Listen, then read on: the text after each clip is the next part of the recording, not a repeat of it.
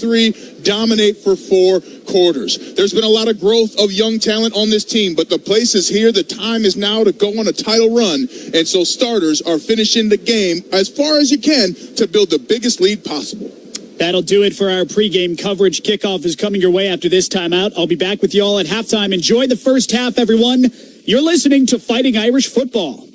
Our area lakes might be cold and ice could be forming, but now is the time to dream ahead to next year for a great time in the water with help from Splendor Boats. If this past summer you thought about taking your family's summer to the next level, make plans now to see the experts at Splendor. You can buy your pontoon, custom-built catamaran, or boat accessories at Warsaw's only marina on East Winona Avenue, or visit the original Splendor Boats location on State Road 15 in Silver Lake and online at SplendorBoatsWarsaw.com. Splendor Boats thanks you for a great year and looks forward to serving you even better in the years ahead. Is your kitchen or bath outdated? Are you wanting to upgrade with a more elegant style? Having problems choosing the right tile for your space? If that's the case, it's time to call Seamless Tiling Company, serving the Michiana area with 20 years of certified experience. Custom showers, you bet. Kitchen floors, gotcha. Backsplashes, oh yeah. Your dreams are just one call away. Follow Seamless Tiling Company on Facebook and Instagram, or call 574-315-6515. That's 315-6515 for your free quote today. Seamless Tiling Company. This November, the Builders Association of North Central Indiana made an impact at the Indiana Builders Association State Meeting in Indianapolis. And we're proud to share our members brought home 4 Hoosier Excellence Awards. From Blue River Digital, Nick Prentice was honored as Associate of the Year, recognizing his outstanding service and commitment to the industry. From High Ridge Homes and Renovation, Lucas Britton earned the award for Best Home under $400,000. Representing Granite Ridge Builders, Luke Hoffman won Best Affordable Home. And from TL Jackson Construction, Sam Begston, Bruce Jackson, and Ben Jackson took home the top honors for Best Outdoor Living of over $100,000. These accomplishments are more than just awards. They reflect the skill, dedication, and integrity of the Builders Association of North Central Indiana. Professional members, professional results. Find a quality professional for your project. Visit buildnci.com. This is Fighting Irish Football on Classic Hits 107.3 WRS WFM Warsaw, WR Kensington Digital Media Station. The following is a presentation of the Notre Dame Radio Network, presented by Invesco QQQ. Notre Dame Stadium at South Bend, Indiana. In the world is more famous for playing football. I thought the odds be greater tomorrow. Notre Dame will win overall. We're going inside. Has a hole inside the 10, inside the 5. He's shy of the goal line. We're going outside. Catches the cuts back in the 20. He's going to walk in to tie the game. Today, we're going to win. Running left, tripped up, stays on his feet for one tackle, muscling and strong. He's in. Oh my gosh! Touchdown, Notre Dame. One of the most relentless runs you'll ever see. It's time for Notre Dame football. Welcome to Notre Dame football on the Notre Dame Radio Network, presented by Invesco QQQ. Fighting Irish Football is also brought to you by Allegiant Air, Coca-Cola, and Under Armour. Now, let's send it out to the broadcast booth, along with Notre Dame football legend Ryan Harris, the voice of the Fighting Irish, Tony Simeone. It's the final game of the regular season, and with it, a playoff spot is on the line. Hi, everybody. Welcome inside our booth at Stanford Stadium. Tony Simeone alongside Ryan Harris. We are about 8.5 minutes from kickoff of a game that's going to span 2 days for those of you listening in the Central and Eastern time zones. We are so thrilled to have you with us. Ryan, come on now. It doesn't get any better than this. 9-game winning streak. You make it 10. You're going to the playoff. I don't care what they're saying right now outside of Notre Dame. The Irish are in if they win. And the big thing tonight for the Irish is to focus on this game. You cannot control the other things. Focus on what you can control, and that's winning today's football game, taking the play from the huddle to the line of scrimmage and executing it on both sides of the football. And for Tony's sake, for God's sake, make sure we find a kicker that can get a field goal through the uprights. Okay, there's a lot we have to get figured out tonight. To your point, I need to see a field goal today. Notre Dame is desperate for a field goal before the postseason. Also, Jeremiah Love is 132 yards away from the all-time single-season rushing record at Notre Dame. He's a touchdown away from breaking the all-time touchdowns in a season record. It'd be great to break those records in the 12 regular game season, so you don't have to talk about the postseason and whatnot. And the last thing I got to get off my chest, and I promise I won't bring it up much more throughout the night. Man, I feel like I am swimming in shark-infested waters. My third eye is open. Everyone from everywhere is suddenly on the attack, making their case for their school and their conference. I've never seen so much conference allegiance out there. Well, and they're all targeting the ND. I cannot believe it right now. Some of the arguments that are being made are just preposterous. You are a good football guy. You said what Marcus Freeman said. You go win the game.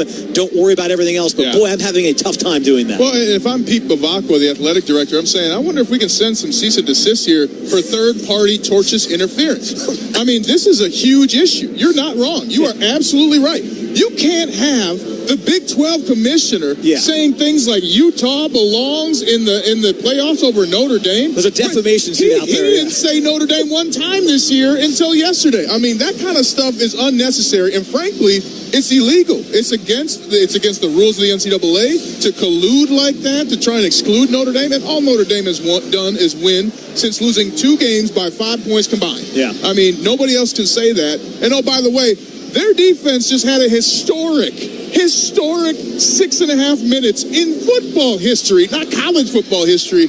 They're trying to change the narrative, but we're going to talk about how awesome this team is, how awesome Marcus Freeman is as a head coach, and what a great opportunity they have no matter where they get placed to win a national championship. They were in that title game a year ago. You're right. Going forward, I'm going to focus mostly on this game. It's Notre Dame and Stanford. It's a great matchup between 2 great schools, 2 great programs. The Irish have dominated this matchup as of late, but boy, they played some good ones about a decade ago. It's a beautiful part of the country this time of year. If you weren't with us in the pregame show as we approach kickoff about 5 minutes from now, we got in the ocean this morning, so we have fully embraced California as we get set for this one. I got to tell everybody, famous Tony Simeone is a fantastic broadcaster and surfer. He can now say that he was crushing the waves in Half Moon Bay, getting on the board, hanging loose with your boy. It was such a blast. And we brought the priest. Yes, we brought Father Nate. Check out Pray Like a Champion on Instagram. He put a little reel together.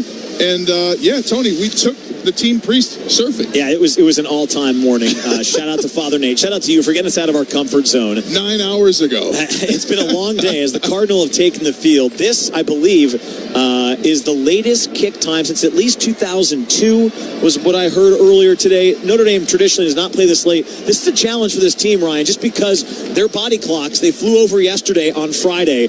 It's 10:30 for these guys at home. How do you make sure that you're peaking today at midnight as a player? Well, you turn it into a challenge as a coach. You say, listen, you have to find a way, no matter where you go, no matter what time it is, when you step across those lines, you are ready to play. You're ready to win a football game. That's the opportunity here. It doesn't matter what time, because guess what? You might be early in the window in the playoffs. You might be late in the window. You can't handle where they place you. You can handle what you do when you cross those white lines to enter the field. All right, the Cardinal have made their way on the field, and Marcus Freeman now in his 4th season, final regular season game of 2025. He has led the Irish onto the field at Stanford Stadium. We are less than 4 minutes until kickoff. Now 42 wins in the 4-year career of Marcus Freeman. Nobody has won more in their first 3 seasons at Notre Dame. It's another chance at a 10-win season for him, something he did not do in his first 2 years.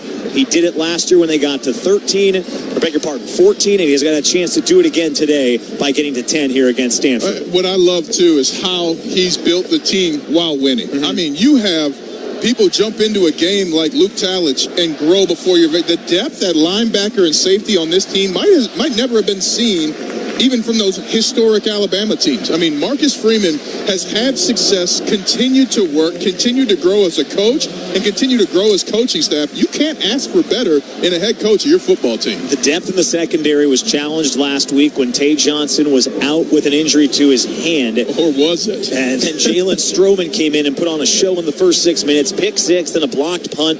Tackle for loss. He was all over the field. Got to meet his mom today, and she was just so happy for him. And she said, I'm just happy that he got to experience that. And she said what you said in the game.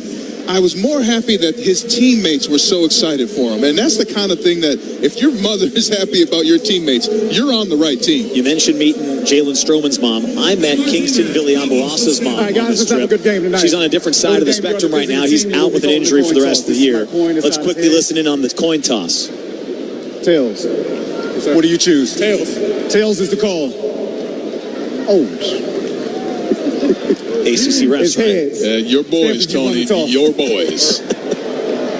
Stanford has won the toss and deferred their options in the second half.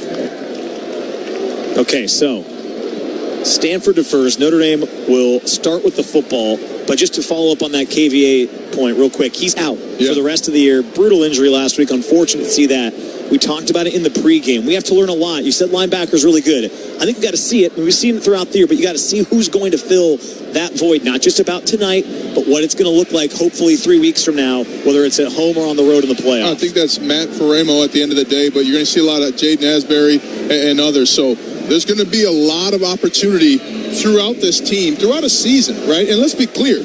Hopefully, they're playing 4 more games, right? Or 3 more games, is it, to win the national championship. Yeah. So you have another season to go here in this season, but let's cap it off the right way. If you're the coaches, you're talking to your players, you're saying, you handle this the right way. We've yet to score 80, and I want to see if we can do it. Now, we saw it last year. There could be at least 7 or 8 more weeks left to go in this season if all things go according to plan. All right, about a minute till kickoff here at Stanford in the regular season finale. Hey, Irish fans, it's time to raise your pint of Guinness and toast to Notre Dame football as they take the field against the Stanford Cardinal. Game time, Guinness time, and remember, please drink responsibly. Guinness, official beer of Notre Dame alumni and fans, Diageo Beer Company, New York, New York. We are located on the same side as the television broadcast, for those of you watching at home that have it dialed in as well. Stanford's in the home.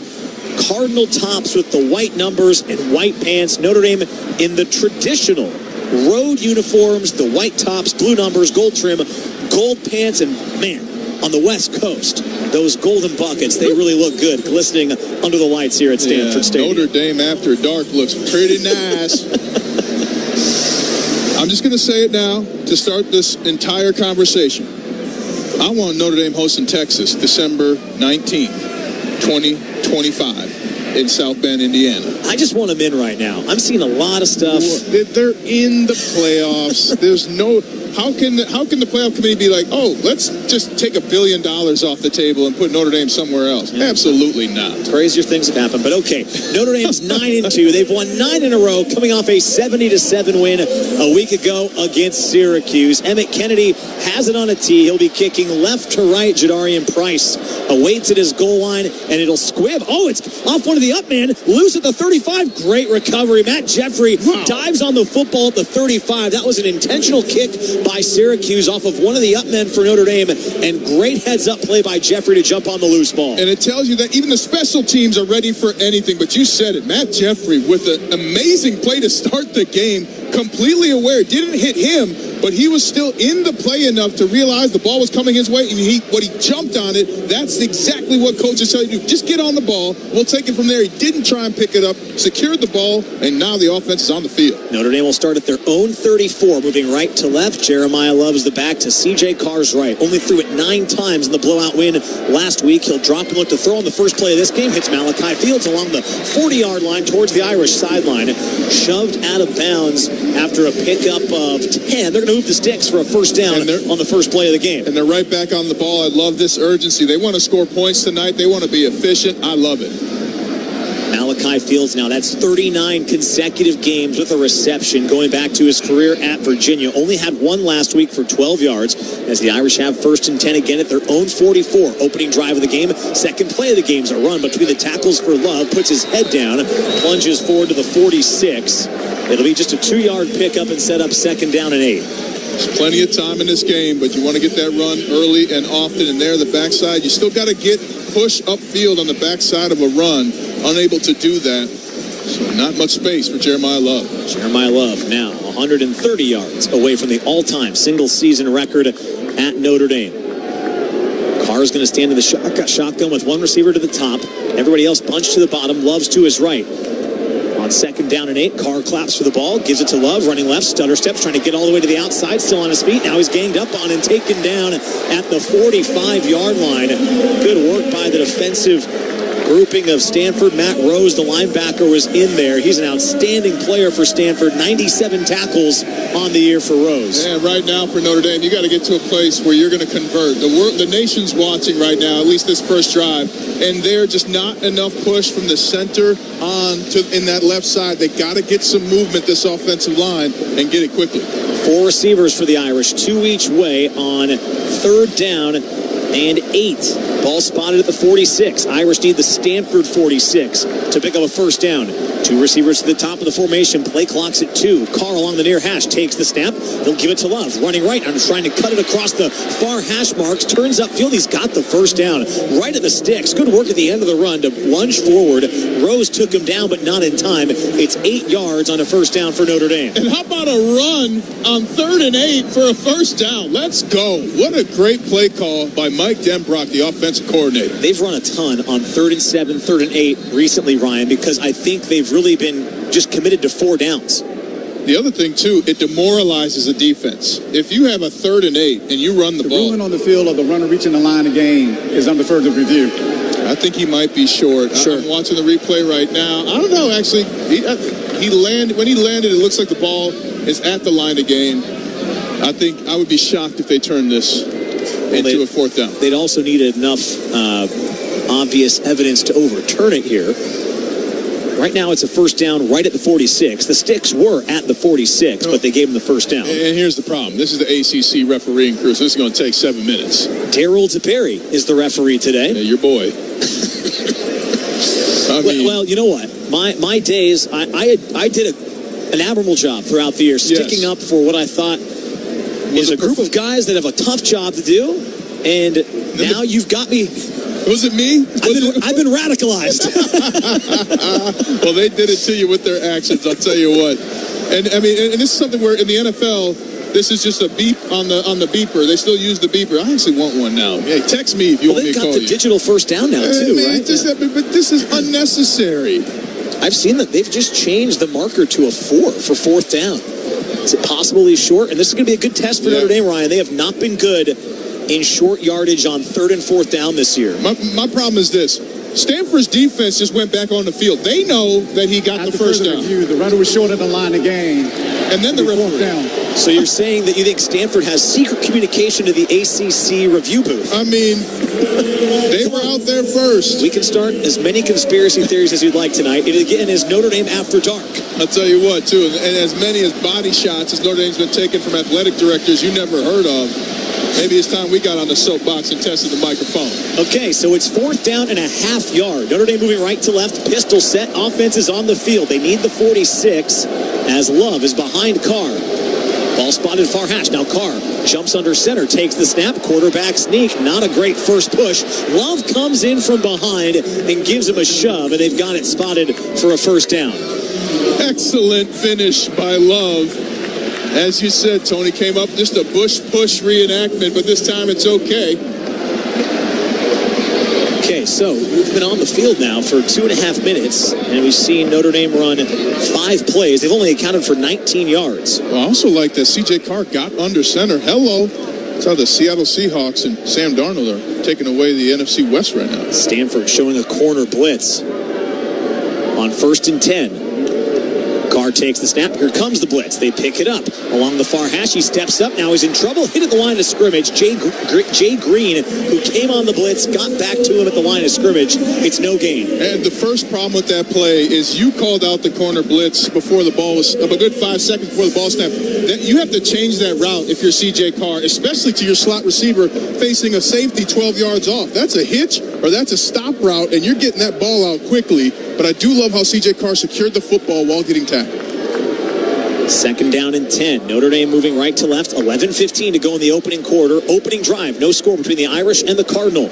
Carr takes the snap. He'll give it to Love. Running right now. Spins through one tackle. Gets across the 40. Barrels forward inside the 38. Ernest Cooper stops him after a pickup of 8. It'll be 3rd down and 2 coming for Notre Dame. And right now, if I'm Notre Dame, I'd like a pitch play to Jeremiah Love. Just get him out wide in space and running downhill once he gets the football. 3rd down and 3. This is going to be the 8th play of this opening drive for Notre Dame. They did not run a single offensive drive last week against Syracuse that went more than 7 plays. 4 receivers set, 3 to the bottom, 1 to the top for Carr. Ball spotted far hashes. Reardon now motions the tight end to the left side of the formation. On 3rd and 3, it's Love again, leaping through a hole on his feet to the 30. He's got the first down, and he's taken down to the 20-yard line. 18 yards for Love. Another exhilarating run for the Irish tailback. Just burst through the line. He is so fast, he can handcuff lightning and throw thunder in jail. Jeremiah Love. Getting through the line of scrimmage, no problem. Then spinning, hurdling, finishing the run. It's currently the 6th all-time rusher in Notre Dame history. Out of the pistol, going to get a carry, running left up the middle, across the 20, 15, makes it over the 10. He's on his feet at the 5. He's inside the 5, down to the 2-yard line. 1st and goal coming for Notre Dame. Love now is over 50 yards on this opening drive, and the Irish have 1st and goal. I don't think there's 50 Stanford fans in here. The Notre Dame crowd erupting when he looked like he was going to get in the end zone. And shockingly, Jeremiah Love frustrated with himself because one man slowed him down. That's the kind of mentality you hope a running back has. Jeremiah Love just passed Audric Estime and Reggie Brooks for 4th all-time in a single season rushing. 1st and goal, gets the carry, running left, trying to spin his way. He's hit and taken down right at the line of scrimmage. Good work by Zach Bucky, defensive tackle. Hit him originally, maybe dropped him for a loss of 1. It'll be 2nd and goal from the 3. This is an area that Notre Dame's offense has to get better at. Running the football in the lowest red zone has to be more efficient, more dominant. Even if you have to go to a snap count, do something different to get your offensive line to be aggressive in this space. Just a 69% touchdown rate in the red zone this year for Notre Dame. 2nd and goal with 8:50 to go in the opening quarter. Love gets the carry, stutter steps, now lunges for the goal line. He's in! Touchdown, Notre Dame! And nobody in the history of Irish football has ever scored more touchdowns in a season than Jeremiah Love. It's his 21st of the year, and the Irish strike first. Phenomenal movement by the offensive line. Joe Otting at center and Gerby Lambert as well. The offensive line there must have had a direct line to our broadcast because they moved bodies, and each of the offensive linemen was in the end zone before Jeremiah Love. 8 carries for 54 yards on the drive for Love. Extra point from Eric Schmidt is on its way, and the kick is good. So an ideal start for the Irish offense. 11 plays, 66 yards, 6 minutes and 14 seconds come off the clock, and it takes us to our first timeout on the field at Stanford. With 8:43 to go in quarter number 1, it's the Irish 7 and the Cardinal nothing. Presented by Invesco QQQ. You're listening to the Notre Dame Radio Network. Did you know that just one sunburn can double your risk of melanoma? Protecting your skin is your best game day defense against UV damage, premature aging, and melanoma. As the proud sunscreen sponsor of Notre Dame Athletics, Marini Skin Solutions delivers advanced sun protection and proven skincare solutions for your top concerns. Because you deserve the best on and off the field. Visit MariniSkinSolutions.com to learn more and try our free virtual AI skin analysis tool to identify solutions to help transform your skin. Fear the Irish, not the sun. The post-crib assembly press conference, brought to you by Progressive. Michael, you had some trouble putting the crib together today. What went wrong? You know, those instructions can be tough, and, well, you saw the outcome. Were you upset when your wife pulled you and called in the backup? No, I mean, the baby needs a crib to sleep in, so whatever it takes. You've got a changing table to put together next. It's got a lot of drawers. What's your comment? You know what? We're done here. Like it or not, sometimes you need a backup. That's why there's Progressive to protect your home and auto. Progressive Casualty Insurance Company affiliates and other insurers. Not available in all states or situations. Think Verizon's best 5G network is expensive? Think again. This season, bring in your AT&T or T-Mobile bill to a Verizon store for a better deal. Then use those unwanted bills to wrap up goodbye gifts to AT&T. Or cut them into snowflakes to celebrate your switch from T-Mobile. 'Tis the season to save at Verizon. Just bring in your bill to your local Verizon store and we'll give you a better deal. Rankings based on root metrics which Scoreboard dated 1/2025. Your results may vary. Requires postpaid consumer mobile bill dated within the past 45 days and same name as person redeeming deal. Additional terms apply. 3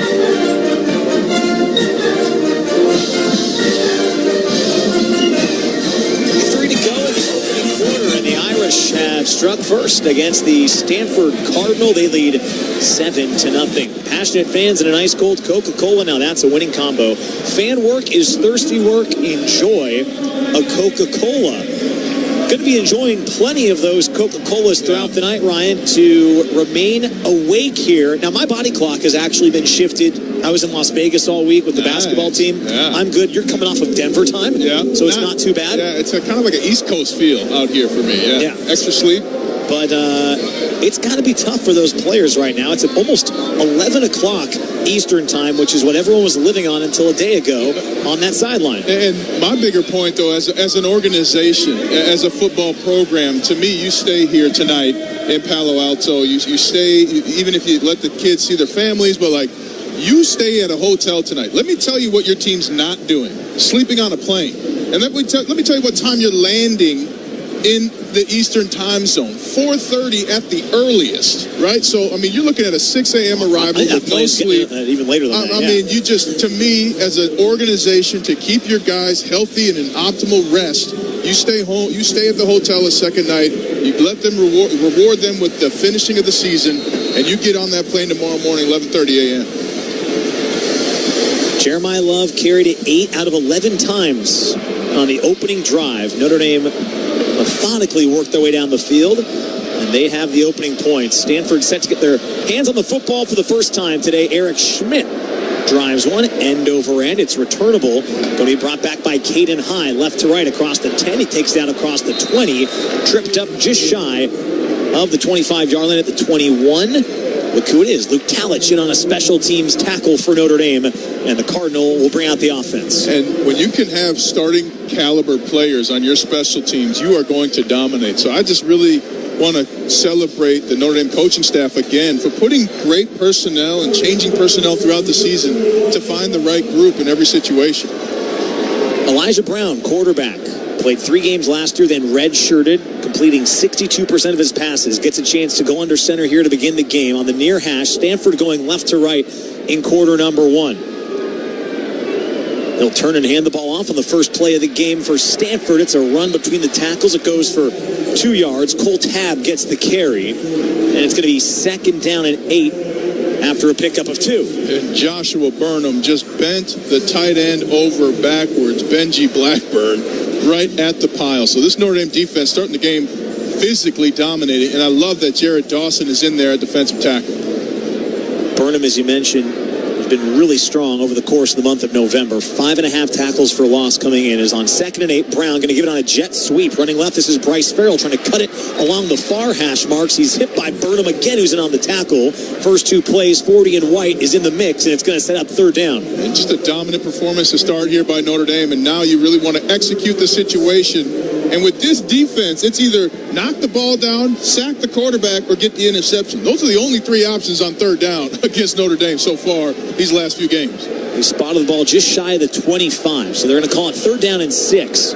Brown's in the shotgun. Early 3rd down for Notre Dame's defense. 4 receivers, 3 to the bottom, 1 to the top. Brown claps for the football, looks right, throws, and the pass is incomplete. Christian Gray was breaking on C.J. Williams. It'll set up an early 4th down and a 3 and out for the offense of Stanford. Excellent job by Christian Gray fighting through traffic. They ran a scissors route to try and throw him off, but he took a perfect angle and almost had an interception, arriving at the same time as the receiver. Good start for Notre Dame's defense. Gives them a chance to flip the field here early. Aiden Flintoft is back to punt for Stanford. He's punted 54 times this year. Stands at his own 10 and just does get this kick away. High boot for Jordan Faison to camp under at the 39-yard line. Calls for a fair catch, and Notre Dame will begin their next drive with good field position. Takes us to another timeout on the field, and Notre Dame looking to build on their lead. It's the Irish 7, the Cardinal nothing, with 7:19 to go in quarter number 1, presented by Invesco QQQ. You're listening to Fighting Irish Football. Hi, I'm Alan Aldifer. And I'm Mike Bergen. We love Kosciuszko County and have had the pleasure of serving our community and clients for over 20 years as Aldifer Bergen and Company. Now we are excited to become part of the Beacon Point Advisor family. This move allows us to have more time to take care of our clients, to help in all of your present and future financial needs. All of our local people are staying and are here to see you on West Market Street in downtown Warsaw. Remember, Aldifer Bergen and Company has partnered with Beacon Point Advisor. I'm Matt Schwartz, your Syracuse Edward Jones financial advisor. I believe feeling rich is less about reaching a magic number and more about living life on your own terms with financial strategies that help support a life you love. You can count on me to help you achieve what matters most to you, because the key to being rich is knowing what counts. Call me today at 574-457-0225 and let's find your rich. Edward Jones, member SIPC. Notre Dame football is back on 107.3 WRSW. Hold my beer. I'm going to Allegiant.com right now. Allegiant, the official airline of Notre Dame Athletics. Soar nonstop from South Bend to 8 vibrant cities all across the nation. Enjoy low fares and live your best nonstop life when you book your flights on Allegiant.com today.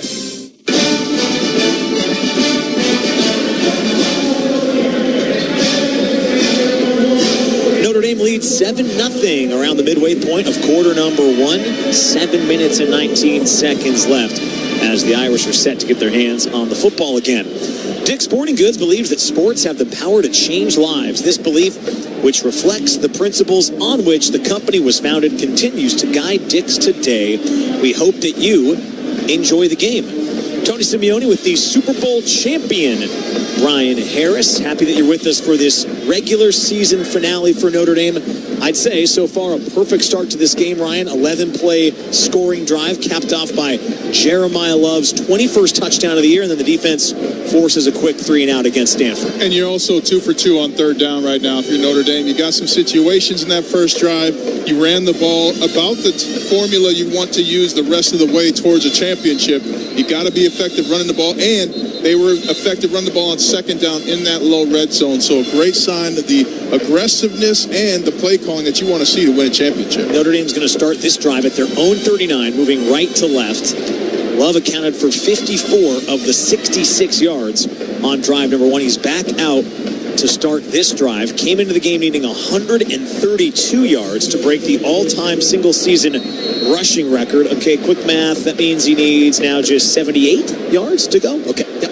Pepperdine coming in handy. Still got it. A lot of pressure when you step on the Stanford campus as Carr is going to play fake on the first play of the second drive. Throw over the middle for Faison near the midfield logo. Good coverage in the secondary that time. It's broken up by Brandon Nicholson, who was battling with Faison, and that'll make it 2nd and 10 on the incompletion. And you mentioned the pressure. The problem I have, I don't think C.J. Carr saw it. And those are things that you want your quarterback to be able to pick up, whether he's moving to the right, away from it, or if he's stepping up in the pocket to change that angle. So that'll be a conversation on the sideline. Hey, did you make sure you saw this guy? Because we got some other options if you can see it. They opened up the first drive with a completed pass. That was just the second pass attempt of the game. It's incomplete, so 2nd and 10 for Notre Dame. Moving right to left, leading 7-0. Love will get the carry. Running left along the hash mark, spins around one tackle, gets across the 40, up to the 43-yard line. Josiah Galvin stops him after a 4-yard gain. It'll make it 3rd down and 6 for Notre Dame. The Stanford defense is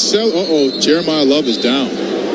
Oh, you got to be kidding me. Field for an offensive injury. I don't like that. We're watching the replay right now. I think it was the second player that tackled him, hit him right in the rib cage. Could it be a wind knocked out of him kind of thing? Hopefully it was. He's grabbing his abdominal area. He's lifting his head, so I think he hopefully is just fine.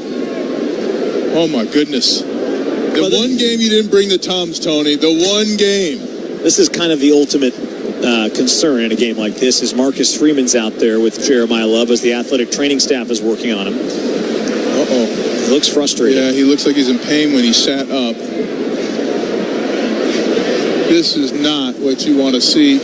His parents are being shown on television. Thank goodness they're here, so they can go down and see them. Again, always when you see an athlete in any sport get injured, you're thinking about their family, and hopefully they're there to talk to him and figure out what's going on. Well, I don't like the way he's walking off on his own power, but just as you pointed out, his reaction, he knows best, and he looks like a guy that knows something's not right. I hate to bring this up, but it was last year's game against USC when he was injured, and he was really never the same in the playoffs. Come on! He had the 98-yard touchdown run. He had the incredible run against Penn State, so you know that he had a capability in him, but it was not as frequent. He did not have the same consistency. He's going to walk over to the medical tent and go off the field. So now the score, time, and everything, I got to be honest, is the least relevant part of this game. Well, it changes the narrative now, too, right? I mean, we went through this a couple of years ago in the college football playoffs where starting quarterback was out, and people remember that, so you got your star out. It's going to change the conversation a little bit. It's a whole Heisman conversation, too, that's on pause. As Carr's going to take the snap on 3rd and 6, throws right over the middle of the field. Will Pauling makes the catch right at the 50-yard line. It's good for 7 yards and a first down to move the sticks with 6.5 minutes remaining in the opening quarter. And just a quick delivery by C.J. Carr, understanding the defense, understanding he had pressure to his right, so he fired that football quickly right where the blitzer came from, exactly what you want your quarterback to do. You mentioned all the Notre Dame fans here making a lot of noise before that injury. It is not the same energy in this building right now. First down and 10. Price is the back. They'll play fake. Carr will drop and look to throw. Steps up. Now he's going to pump fake. Good work by him. Pump faked after he was across the line of scrimmage. Kept the ball. Tucks it and runs and slides at the 42. Wilfredo Ibar brings him down after a scramble of 7. And you never want your star injured as Jeremiah Love is still in the tent. And great opportunity for everybody else to now carry a heavier load. Maybe you've been able to do less because of Jeremiah Love. Everybody has to play better now. They got to find a way to move past it. On 2nd down and 3, Carr will try to swing it out to Price. Catches behind the line of scrimmage. Now turns up across the 45, over the 40, down the near sideline, over the 30-yard line, shoved out of bounds at the 28. Clay Patterson mercifully takes him out after a 15-yard pickup that'll move the chains. Excellent job by Anthony Knapp and Gerby Lambert.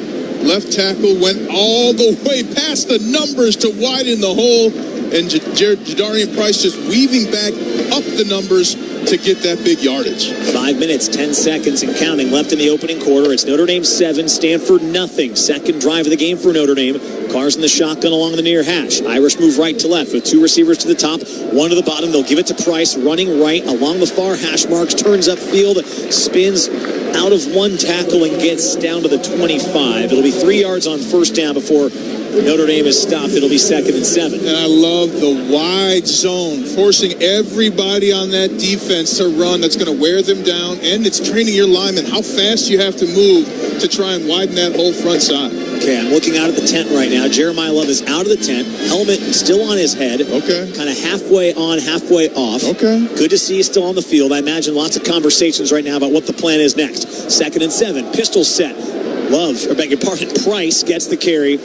Runs hard between the tackles, gets down to the 22. Another 3-yard pickup will set up 3rd down and 4. And both of us now have accidentally said Jeremiah. We're talking about Jadarian Price. That just tells you how much Jeremiah Love has been playing in these situations. I run it here on 3rd down again. They were 2 for 2 running on 3rd down in the first drive. I do it again. Okay. Ball's at the 22 of Stanford. 3rd down coming for Notre Dame. They're 2 for 3 on 3rd down so far in the game today. They need the 18-yard line of Stanford.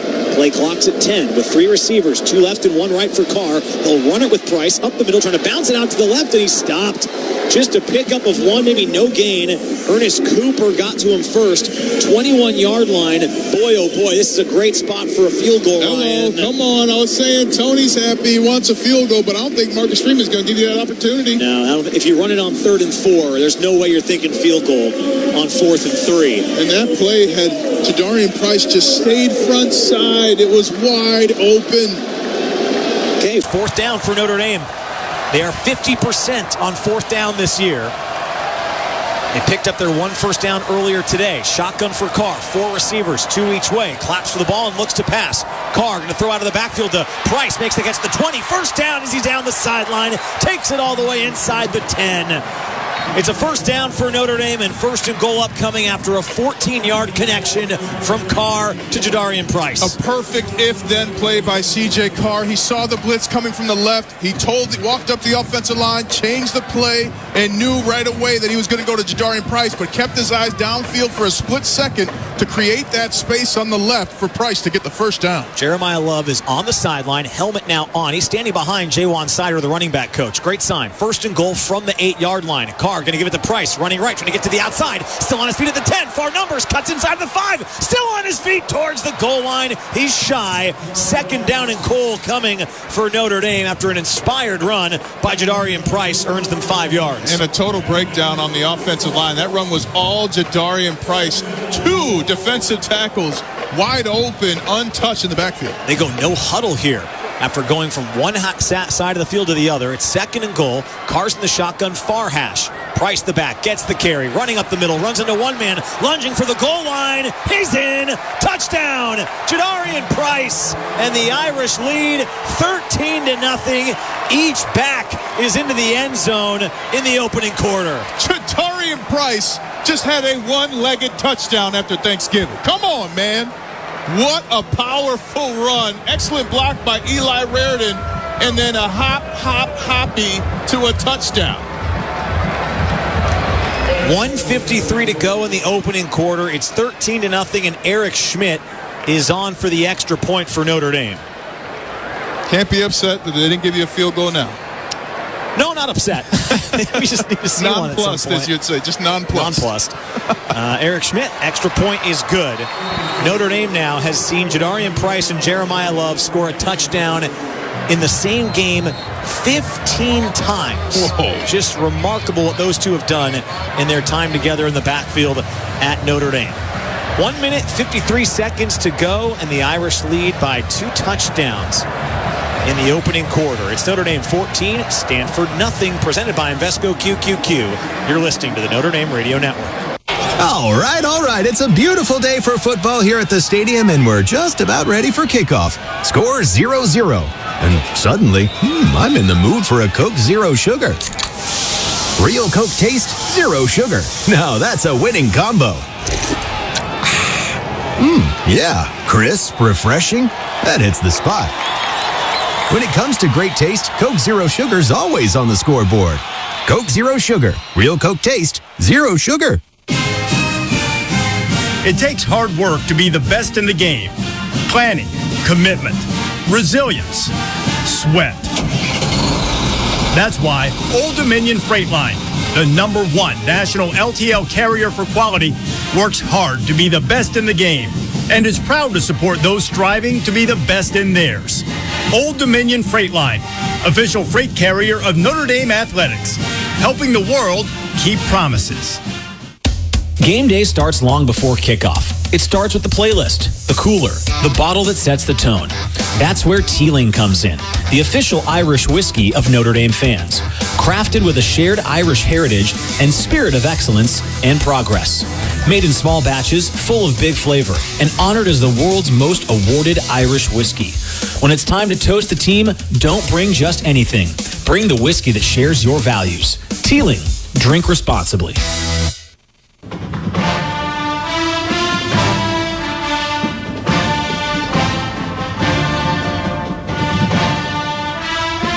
.153 remaining in quarter number 1. Presented, Invesco QQQ is the official ETF partner of Notre Dame Athletics. Let's rethink possibility. Invesco Distributors Incorporated. Alongside Ryan Harris, Tony Simeone with you inside Stanford Stadium here in beautiful Palo Alto, California. A little bit chillier than I was expecting, Ryan. I just kind of said, okay, I'm going to Las Vegas, then I'm going to California. It'll be just fine.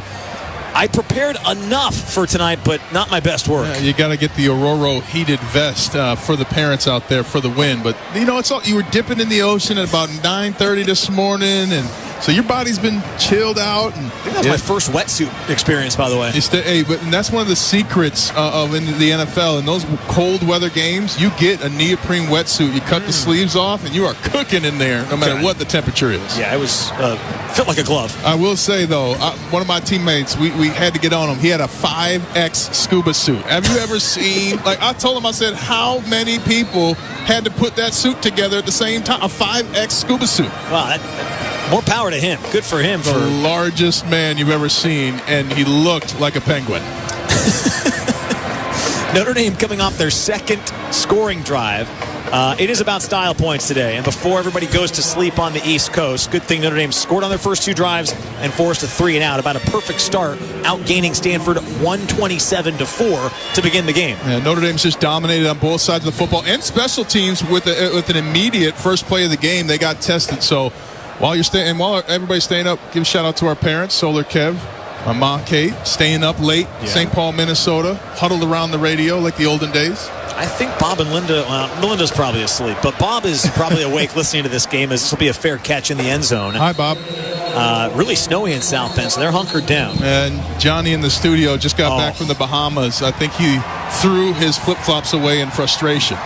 Talk about a rude return to reality when you get to South Bend and there's snow everywhere. 11 plays, 61-yard drive for Notre Dame, gets them the 2-score lead, and now Stanford brings their offense on the field for the second time. They'll move left to right. Cole Tabb will be the back, and Elijah Brown will go to work. He only threw it once out of those first 3 plays for Stanford. Notre Dame's defense, though, especially against the run, incredibly stout to start the game.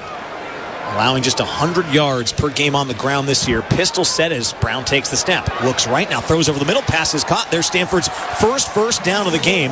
Ball's going to get all the way up to the 39-yard line. Jaden Osbury makes the tackle after the completion to Benji Blackburn, the tight end. And right there, Leonard Moore came on the corner blitz, but just had to fire sooner. He kind of tried to disrupt the receiver and then blitz. When you're on a corner blitz, you got to go gadget.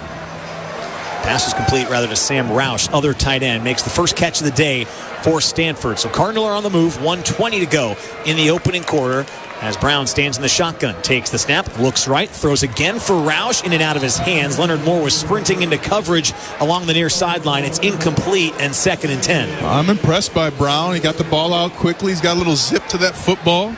He's a player now, and Stanford does succeed at quarterbacks and putting them in the NFL. Andrew Luck. Bobblehead night tonight. That's all I have to say about that.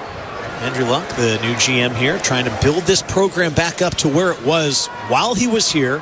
They have not won more than 4 wins since 2019.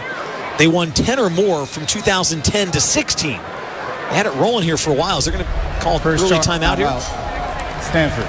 Should also mention, too, Frank Reich's the interim head coach. Wow. It was announced yesterday that Tavita Pritchard would be the new head coach. He's the Commanders quarterback coach. I believe his first day of work will be on Tuesday. They're going to wrap up their season tonight, and then it's right to work for the new head coach. That's who Andrew Luck has tabbed as their next head coach, a guy he played with when he was here at Stanford. And now, though, especially with the NIL era, it's up to you, the fans, to decide how successful your program is. I mean, Andrew Luck can ring on every doorbell and make every call, but ultimately it's up to the Stanford alumni to decide how much investment they want to put into this program. And conversely, for every team across the nation, it's up to you, fans, what you see on the field.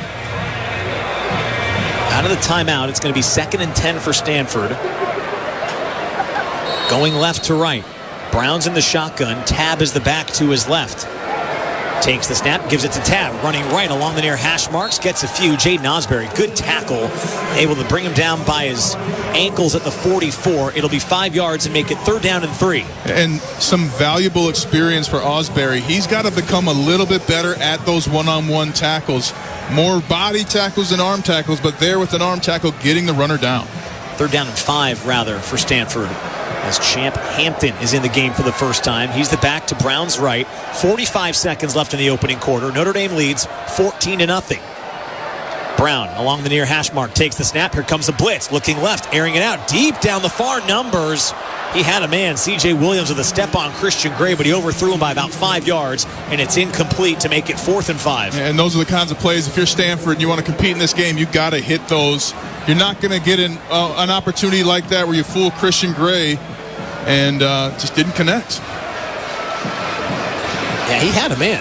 Just a bad ball. He overthrew him by 4 yards. And Jalen Stroman was out there, too, out of place. So Stanford really created the opportunity they wanted, just did not finish. Flintoff punting again. Another fair catch called for by Jordan Faison. Reels it in at the 15-yard line. That'll be a 41-yard punt without a return. 28 seconds left in the opening quarter. And let's keep a close eye on this Notre Dame huddle and just see who comes on the field. Everybody if nothing else, just put Jeremiah Love out there for one more play if he can do it. I got told by my friend Michael Doherty, the TV copy said he got a knee to the rib cage. So hopefully he's all right, just a little bruising. And sometimes you get bruised in a game like that. It hurts so bad you don't know what's wrong, but then it's okay. Hopefully that's what's going on with Jeremiah Love. Price is the back out of this break. I don't see Love on the sideline right now. We'll try to find him during this quarter break if we can. For now, it's 1st and 10. Notre Dame going right to left. Carr's in the shotgun.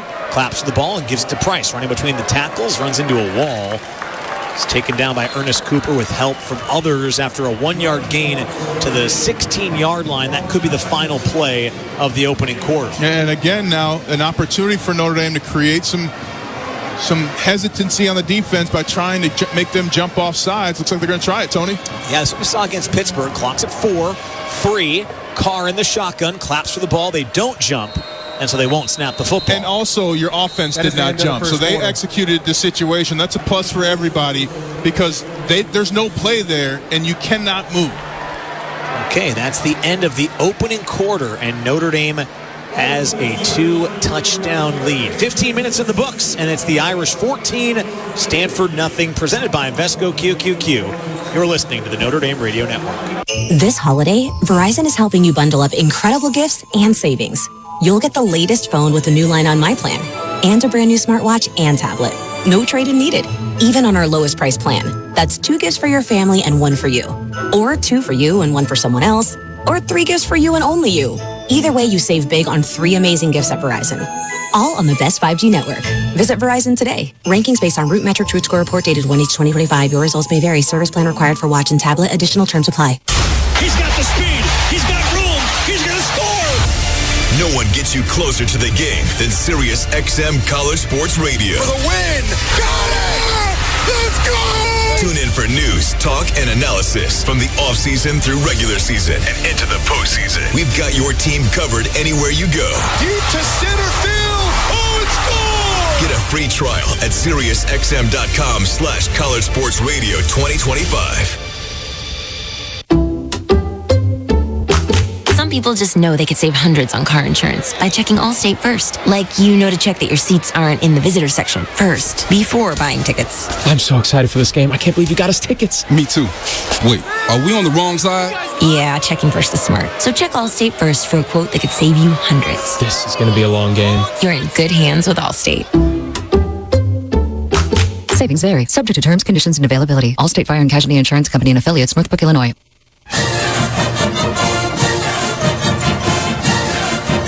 Second and goal with 8:50 to go in the opening quarter. Love gets the carry, stutter steps, now lunges for the goal line. He's in! Touchdown, Notre Dame! And nobody in the history of Irish football has ever scored more touchdowns in a season than Jeremiah Love. It's his 21st of the year, and the Irish strike first. Johnny Soper with you inside our network studios. Jeremiah Love breaks Jerome Bettis' record, as you just heard from Tony Simeone. Irish 2 possessions in the first quarter and 2 touchdowns. They have the ball as we start the second quarter. In the Iron Bowl, Auburn in trouble, down by a touchdown, and they have a 4th down and 2 coming up on the plus side of the field, down by a touchdown. Let's go back out to the broadcast booth with Ryan and Tony. All right, thanks a bunch, Johnny. Good vibes here in California. I can't see Jeremiah Love, but based on some of the stuff I've seen online, the reports on the sideline were that he was smiling with his teammates, so it doesn't feel like it's a dire situation necessarily. We are not going to presume anything. We're not going to oscillate.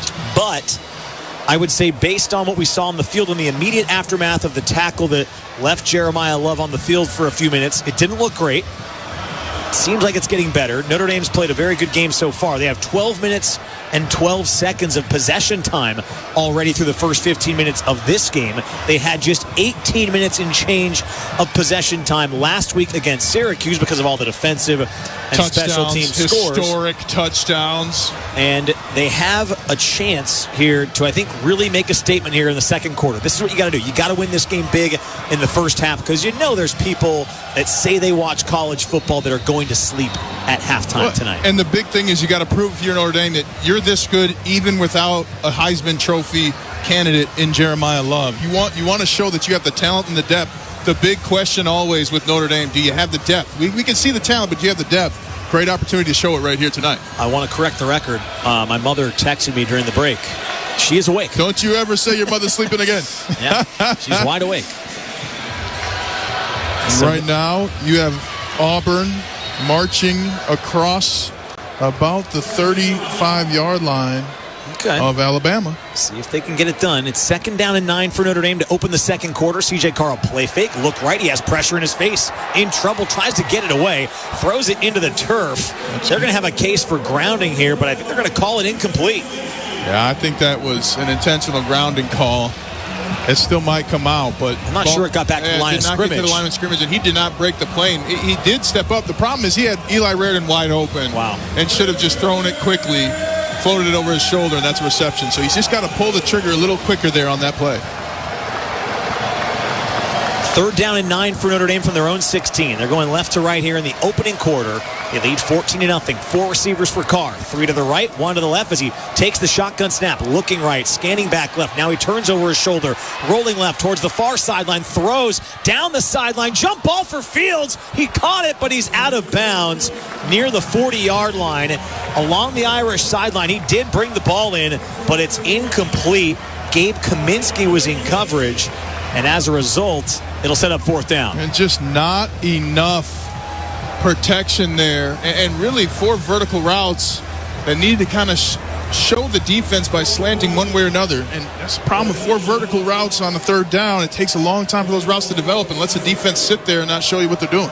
So James Rendell will come on to punt, averaging 44.5 yards per punt this year. He's only punted 22 times compared to 50 times last year in the run. And the Irish fake it. Oh, it's a beautiful fake. It's complete across the 40. Now a man to beat down the far sideline. 40, 30, 20, 10. It's a touchdown.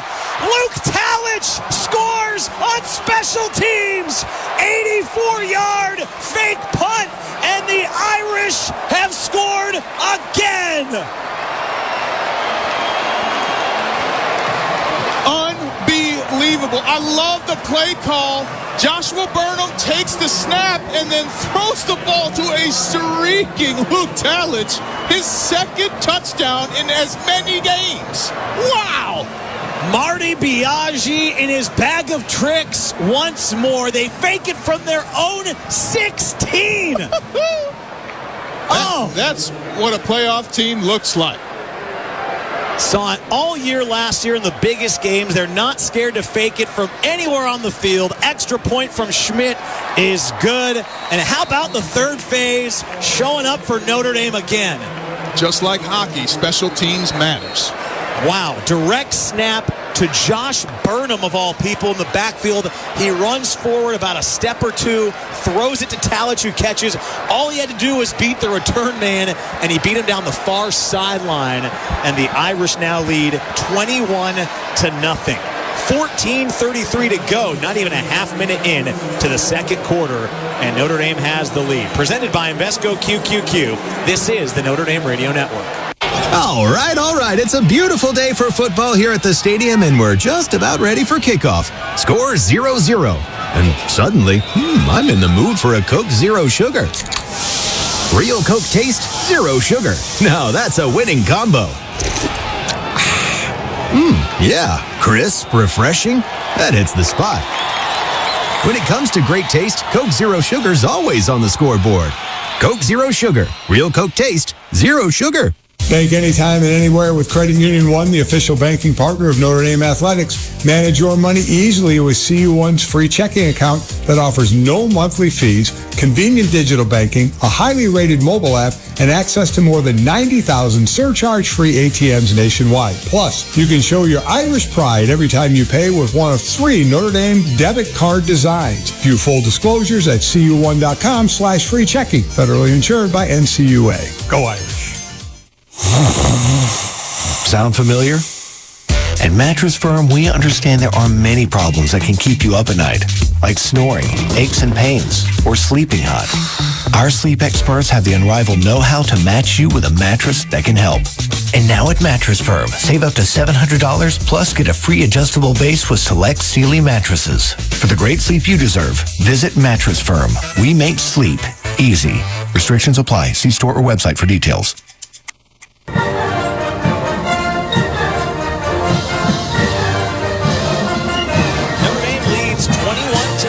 With 14:33 to go in the second quarter. On the field, every play counts. The question is, are you making the right plays? Whether you're preparing for retirement or already at the goal line, Howard Bailey Financial is here to help. Download your free toolkit and see important disclosures at hbtoolkit.com. Tony Simeone, Ryan Harris here in the booth at Stanford, and the Irish have a commanding 3-touchdown lead already. I have to apologize, Ryan, because generally, I'm all over the fakes. I'm alerting the fake everywhere. 4th and 9 from your own 16, up 2. I got to be honest, they even caught me by surprise. Linebacker throws to safety for an 84-yard touchdown. Well, I did see Joshua Burnham come up and make a call, and then I thought they were closer together, but I couldn't get the words out of my... I mean, what do you say? Their cheeks are closer together? I mean, I don't know how far apart you got to be to let a football slip there. So an amazing play, a subtle shift that wasn't like Tyler Buckner coming out on the field, something that can really alert the defense. So that's a play that's going to scare the heck out of every special teams coach Notre Dame sees the rest of the year. How about this? That's the longest passing play of the season for Notre Dame. Comes from, again, a defensive lineman throwing it to a safety. And that also tells you got a Heisman Trophy candidate in the running back position. Don't need to. Eric Schmidt set to kick it left to right here at the Irish leading 21-0 early in the second. This is that high drawn 3-wood that is caught a yard inside that pylon. Made you nervous, huh? Yeah. He's been doing a pretty good job since the first couple weeks when that 3-wood was getting a little squirrely left on him, but now it's been pretty good. The problem, though, is on those kind of left-leaning kicks, the ball is lower, meaning that it's getting there faster, not allowing your coverage team to get down the field against better athletes in bigger games. That's going to become an issue. That's now 8 non-offensive touchdowns for Notre Dame this year, which is second in the entire country behind just Louisiana Tech, who has 9. And Stanford's in a world of hurt here. They go right to left from their own 25. It's a handoff on first down along the near hash mark. Jared Dawson's in there. Adon Schuler's in there. Everybody from Notre Dame stopping this run for no gain on first down. Dominant performance. Junior Tui Halamaka in there. Jared Dawson in there. I mean, that's your defensive run-stopping front. And as final scores come in, SMU beats Cal, and Alabama beats Auburn. So things are firming up for championship weekend, which Notre Dame will be able to watch with its socks on the couch. Second down and 10 again. Brown's under center. He's going to play fake this time and boot to his right. Throws along the far hash. It's caught for a first down out across the 35-yard line. Benji Blackburn makes the catch. 13-yard pickup as he moves the chains. And the play there, the ball came out a little bit. Snead is in there in the coverage, but just got hung up on the line of scrimmage. I really want to see what Matt Faremo can do in this defense. And I think you can develop him quickly as you did Luke Talich this season. First and 10 from their own 37. Cardinal moving right to left with 13:20 to go in the second quarter. Notre Dame on top, 21-0. Brown works out of the shotgun on first and 10. Takes the snap, play fakes again, drops along the far hash, throws towards the far numbers, overthrown. Second time he's airmailed the guy. This time it was Bryce Farrell, who was running open in Notre Dame territory, and he threw it over his head by about 3 or 4 feet. And just not even near the zip code. The angle was wrong of the throw. The depth was wrong. And as you mentioned now twice, anything kind of further than 10 yards away, he has been high and wide. Redshirt freshman. You mentioned Brown early in the game. You can see there's some potential there at this Stanford quarterback, but you've seen a couple of balls that might explain why he was not the starter to begin the year for the Cardinal. Well, he also has an extremely long throwing motion, always dangerous. Cedric Urban's the back. He's going to get the carry running right between the numbers and the hash mark. He's going to earn 2, maybe 3 yards. Notre Dame stops him to set up 3rd down and 7. Jason Onye was in there, Boubacar Traore, Jordan Botello. They all get on the mix for the tackle. And fun to see Jordan Botello getting in there. It's a player after an injury really couldn't find his starting role again, but has nonetheless been a high character player, willing to come in and make plays when he's given the opportunity. 62nd career game today for Jordan Botello. It's a lot of football. Can finish the year 3rd all time in Notre Dame history. 3rd down and 8 for the Cardinal. They needed the 48. They're at the 40. Shotgun for Brown. Takes the snap on 3rd down. Looking over the middle. Fires. Caught near midfield. It's a 1st down. Stanford will move the chains here. Pass is complete to Brandon Spector. And it's an 11-yard pickup. Spector using all of his height and weight to get outstretched and catch that ball over his head. Beg your pardon. Marcus Brown made the catch. 1st down for Stanford as they get across midfield to the 49-yard line. Shotgun for Brown. He's got 1 receiver to the top, a back to his right. He'll keep it on the ground on 1st and 10. It's going to go for a yard, maybe 2. Drake Bowen, just shoulder to belly button, taking the breath away. Champ Hampton wants no more of that. It's the heat-seeking missile there against Hampton. 11.5 minutes to go here in the 2nd quarter. Notre Dame leads 21-0. Stanford across midfield, moving right to left. Brown's in the shotgun. 2 receivers left, 2 to the top. Drops and looks to throw. Here comes the pressure. Osbury's in his face, throws over the middle, and Christian Gray breaks it up. They were looking for Bryce Farrell again. Gets his hand on it to force the incompletion, and it makes it 3rd down and 9. And a play that we are so accustomed to Christian Gray making. Velcro to the receiver as the ball arrives, dives over with his right arm, knocks it down, and gets to 3rd and long. Ball's between the hashes for Stanford on 3rd down and 9.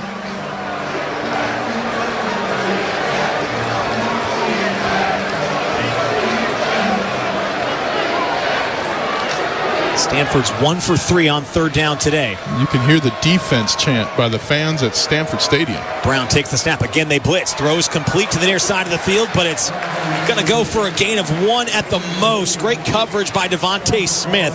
Hits Caden High along the near sideline, shoves him out of bounds, and it makes it 4th down for the Cardinal. They'll give him 2 on the completion, but 4th and 6 is what Stanford faces. And you mentioned it. Smith just coming downhill, making the tackle, forcing the ball carrier out of bounds. It's an excellent one-on-one tackle to bring up 4th down. So it's at the 46. Now that's going to be 4th down and 7. They need the 39-yard line. Stanford's going to stay on the field and go for it. 5 receivers set for Brown. Quarterback run all day. He's got 4 receivers to the top. Takes the snap, looks left, throws, broken up. Leonard Moore puts him in a straight jacket and gets the turnover on downs. They went for C.J. Williams, their leading receiver, and Moore wins the battle to get the Irish the football back. And just a head-scratching play. That was a 3-yard slant when you needed 7 yards.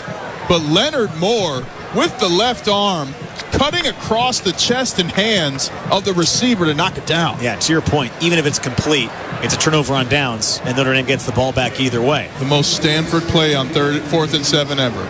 Notre Dame will get the ball back at their own 46, leading 21-0 with 10:46 to go in the 2nd quarter. Presented by Invesco QQQ. You're listening to Fighting Irish Football. I'm Jake Petey, your Elkhart Edward Jones financial advisor. I believe feeling rich is less about reaching a magic number and more about living life on your terms, with financial strategies that help support a life you love. You can count on me to help you achieve what matters most to you, because the key to being rich is knowing what counts. Contact me today at 574-522-3242 or visit me at 932 Parkway Avenue, Suite C in Elkhart. Edward Jones, member SIPC. Who let the dogs out? Would you like to see a new dog park in Warsaw? As more housing and apartments are being built right here at home, the need and the excitement for a dog park in Warsaw is growing. So, the Warsaw Rotary Club is trying to make this dream a reality. The dog park will be located on McKinley Street, adjacent to Krebs Trailhead Park, and will feature 2 separated fenced-in areas for large dogs and small dogs. The park will be a safe and welcoming place for people and pets to enjoy. The Warsaw Rotary Club has established a new fund through the Kosciuszko County Community Foundation to raise money to build the park. Whether you donate $5, $10, $100, or more, every dollar matters and will help. Go to kcfoundation.org and search Rotary Dog Park Fund to make your donation. Again, every dollar counts. Go to kcfoundation.org and search Rotary Dog Park Fund. And thank you in advance from the Warsaw Rotary Club. Back to the Fighting Irish on 107.3 WRSW. 21-0 with 10:46 to go in the second quarter here in the season finale. Allegiant Air offers nonstop flights from South Bend to top destinations across the U.S. so you can skip the layovers and get straight to the action. Allegiant, the official airline of Notre Dame Athletics. Book now at Allegiant.com. Alongside the Super Bowl champion, Ryan Harris, Tony Simeone with you, as Notre Dame's looking to tack on some more points to their 3-score lead. I do have a note from Notre Dame Athletic Communications about Jeremiah Love is changing shoulder pads to have a rib protector added. I now look down on the field. I see him hopping up and down along the sideline. He seems like a guy that is willing, able, and maybe even advocating to go on the field. Yeah, but he's not. Aeneas Williams is going to come on the field. How about that? To me, look, that doesn't take him out of the Heisman now, right? I mean, he's got over 1,000 yards. He's got the most touchdowns in Notre Dame history. Do you need him tonight? No. Do you need him in January? Yeah. Yes. Yeah. So, I mean, I just think you got to be smart. And I guarantee you, Jeremiah Love's not going to be upset if he wins a national championship and not the Heisman. I'll ask you a question after this play if it doesn't go big. Let's see what they do here first. They're on their own 46, going left to right. 3 receivers, Carr's in the shotgun. And Williams is the back to his left. Takes the snap, and C.J. Carr look to pass. Looking right, has a one-on-one matchup. Malachi Fields going to come back to the ball at the 20, and it's incomplete. Where's the flag? Was in a battle with Shea Ojikire along the near sideline, and it'll be 2nd and 10. And Malachi Fields almost caught this football fighting through the defender. I mean, there was contact everywhere. What a physical play by Malachi Fields. Carr liked the matchup, yeah. Contact might have been a little early as it's 2nd down and 10. Early and thorough. 4 receivers, 2 each way. Ball's on the near hash. Irish going left to right. The lead 21-0. And they're begging Notre Dame to run it to the weak side. They're not even covering the left side of the offensive line. Here comes a corner blitz from that direction. They're on the other way. Aeneas Williams takes it along the near hash mark over midfield into Stanford territory. Scotty Edwards makes the tackle. It'll be a 6-yard pickup and make it 3rd down and 4. And the thing, though, with that corner blitz off the slot, 7 yards away, you run at that defender who's coming from distance. You let your tackle go block him, and you have a wide open lane to the left side. 3rd down and 4. Irish are at the Stanford 49. They need the 44, so we'll call it 3rd down, 4.5. Shotgun for Carr, takes the snap. Williams gets the carry, running left, finds a hole. He's got the first down, muscles through a couple tackles inside the 40, all the way down to the 38 of Stanford. Brandon Nicholson takes him down. It's a 10-yard carry for Aeneas Williams. Notre Dame now starting to wear down the Stanford Cardinal defense here in the top of the second quarter. Do it again. Call the same play. Micah Gilbert's on the field right now for Notre Dame. Pauling and Faison, the other receivers. I watched the receivers in pregame warmups. Micah Gilbert is so impressive. He's lined up to the near side of the formation along the numbers. Shotgun for Carr, takes the snap on 1st and 10. Looking right, throwing to Williams on a wheel route. Catches at the 20, inside the 15, and he's shoved out of bounds. Deja vu. Looked like the Orange Bowl. Aeneas Williams streaking down the sideline, makes the catch for 25 yards. And we talked to Pete Sampson and Tim O'Malley. They said they saw Aeneas Williams when he was at a high school showcase camp, and he was the best receiver out there, even though he was a running back, and he was proving his ability as a receiver there. Irish in the red zone, moving left to right, leading 21-0. 9 minutes to go in the half. Williams gets the carry, running right, has it across the 10, dragging defenders with him inside the 10. He's all the way down to the 7-yard line. Good hard run by Aeneas Williams. They'll give him 6 yards on first down. Now the run game is just chomping at the bit. You have a chance to get a first down and a fresh set of downs on the 4-yard line, but no problem punching it in here early. 21-0. Irish on the doorstep again. 8:30 to go in quarter number 2. Ball spotted near hash. Notre Dame moving left to right. Williams still in the game as the back. Now he motions to Carr's right. Gilbert's alone to the right side of the formation. Pauling in the slot to the top, and then Faison all the way across the field. Williams gets the handoff running up the middle. Wow, he's drilled in the hole, and he's driven down to the turf. Hunter Barth with a big tackle stops him for a loss of 1. The backside cutoff is the Achilles heel of this Notre Dame run game. They've got to figure it out. And it's something that is relatively simple. It's about communication and execution.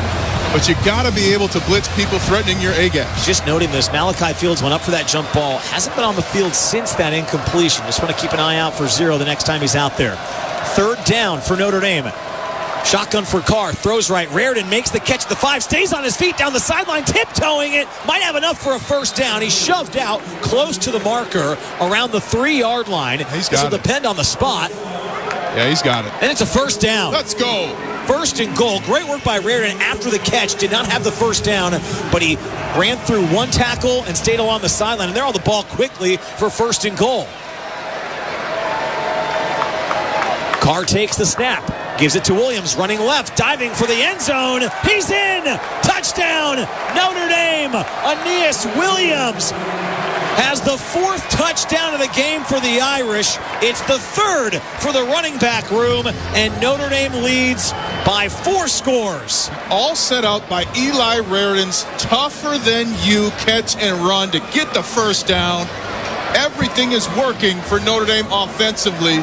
And again, multiple offensive linemen scoring with their defensive linemen before Aeneas Williams falls across the goal line. 27-0 as the extra point is pending. They are confirming the touchdown on the field, and yes, it'll stand. Well, you never know with your boys, the ACC referee crew. I think tonight's been... Have we seen a penalty yet? I don't think we have. None. Okay. Come on now. I might get back on board by the end of the night. Eric Schmidt out for his 4th extra point, and the kick is good.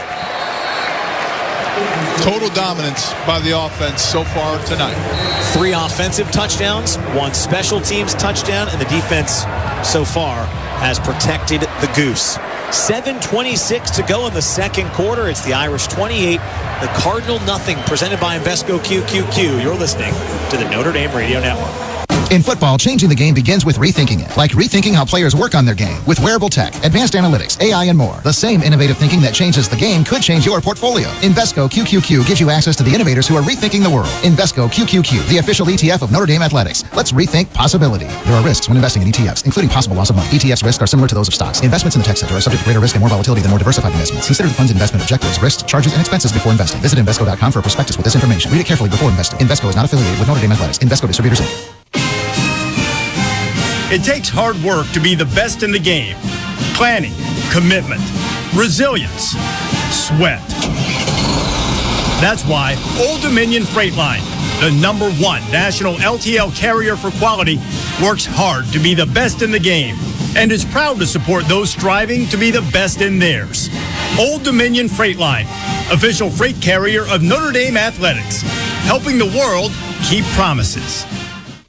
Game day starts long before kickoff. It starts with the playlist, the cooler, the bottle that sets the tone. That's where Teeling comes in, the official Irish whiskey of Notre Dame fans. Crafted with a shared Irish heritage and spirit of excellence and progress. Made in small batches, full of big flavor, and honored as the world's most awarded Irish whiskey. When it's time to toast the team, don't bring just anything. Bring the whiskey that shares your values. Teeling. Drink responsibly.